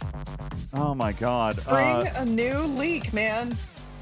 Okay, there will be more planetary charts if you buy the new ship. How's that? There you go. New ship. All right. Does the ship look a lot like the one on the splash screen by any chance? You know what? Nobody has said anything. All right, that's a real leak. All right. Listen, I want to invite you guys all. Thank you very much. Invite you to our website, TalkingTrekSTFC.com. That is where you're going to find links to all kinds of stuff, including our YouTube channel, our Patreon, where we've got amazing Studio B shows. Listen, this weekend, you're going to need to go to Patreon to get your fill of Studio B, because Saturday, we will not be doing an episode of Studio B because we invite you all to our Discord starting at noon Eastern. We are watching 12 hours of Lord of the Rings. And you're gonna love it. You're gonna love it. I am telling you Staple now, I will your not. face into a smile. Staple your face into a smile. I am not You're gonna gonna like love it. Nope. And I'll be there telling them all the difference between the movies and the books.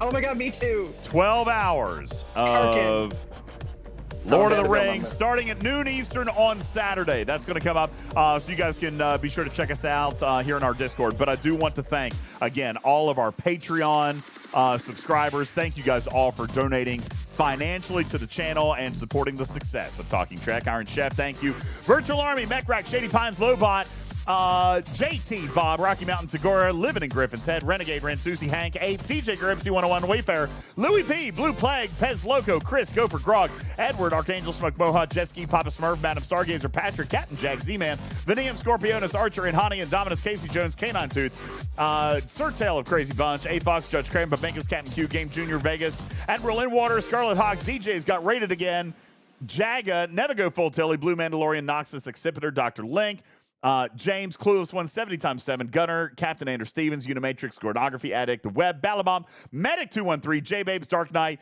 Pixelate, Scribbler, Luke, Spectre, Captain Yam, Yukai Nika, Diva Dorsal, McLovin, Griffin, Bear Butt,